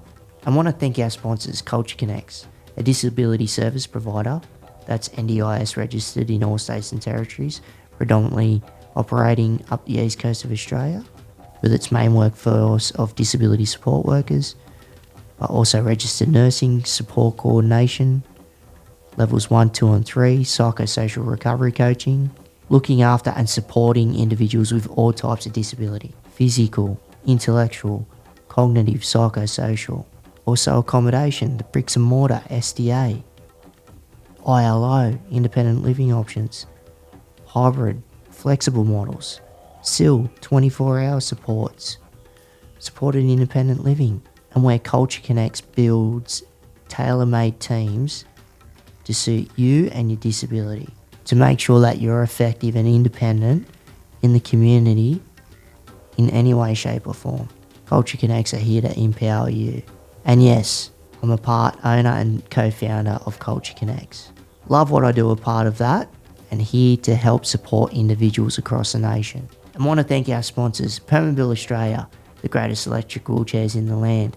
Wouldn't be sitting in anything else but these 4 wheels right here, and they've got great assistive tech also. So righto, we'll see you on the next one.